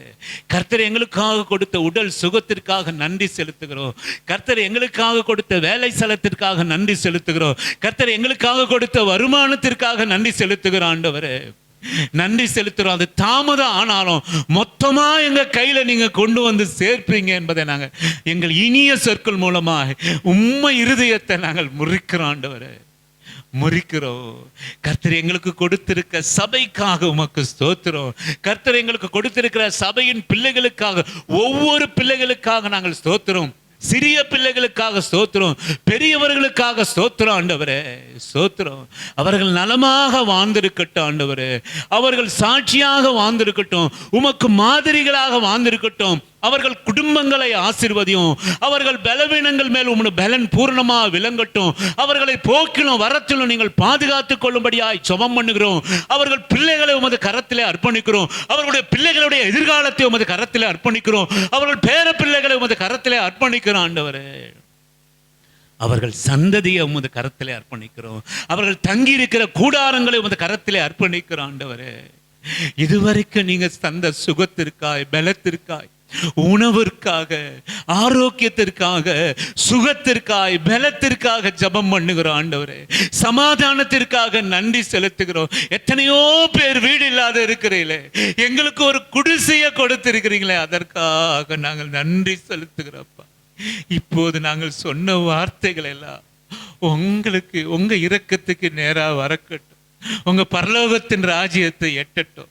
இந்த இனிய வார்த்தைகள் மனதார சொல்லுகிற ஆண்டவரே, வெறும் ஆயின வார்த்தையில சொல்லல, மன வனாந்திரத்துல கொண்டு வந்து கிட்டத்தட்ட 13-14 வருஷங்களை எங்களை நடத்துறீங்க அப்பா. பலவீனம் இல்லை ஆண்டவரே, குறைவுகள் இல்லை ஆண்டவரே. ஆண்டவரே, நாங்கள் நினைத்ததை உடுக்கிறோம், நாங்கள் நினைத்ததை புசிக்கிறோம்.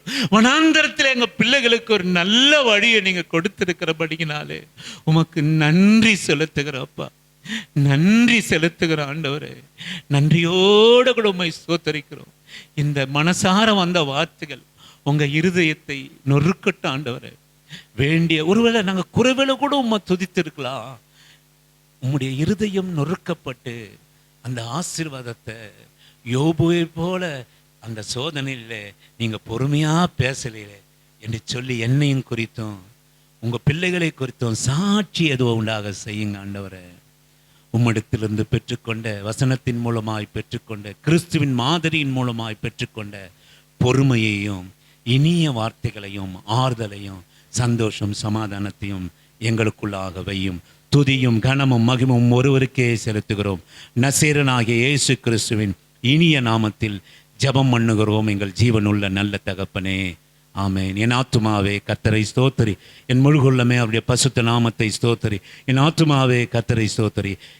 கர்த்தர் செய்த சகல உபகாரங்களை மறவாமல் நீதியின் வழி நடந்து நியாயம் செய்து இரக்கத்தை சிநேகித்து மனத்தாழ்மையோடு அவருடைய பாதத்திலே அமர்ந்திருக்க கர்த்தர் கிருபை செய்வாராக. பிதாவாகிய தேவனாலும் ஆண்டவராகிய இயேசு கிறிஸ்துவினாலும் பரிசுத்த ஆவியினாலும் இரக்கமும் கிருபையும் சந்தோஷமும் சமாதானமும் பரிசுத்தமும் பொறுமையும் இனிய வார்த்தைகளும் எங்க வாயிலே உண்டாவதாக. பிதாவே உம்மை ஸ்தோத்தரிக்கிறோம். கர்த்தராகிய இயேசுவே எல்லாவற்றிற்காக உம்மை துதிக்கிறோம். பரிசுத்த ஆவியானவரே, நீங்க தந்த பரிசுத்த பாதுகாப்புக்காக உம்மை போற்றுகிறோம், துதிக்கிறோம். ஆமென். கர்த்தர் உங்களை ஆசீர்வதிப்பார். கர்த்தருடைய கரம் உங்களோடும் உன் சந்ததியோடும் இருப்பதாக. ஆமென்.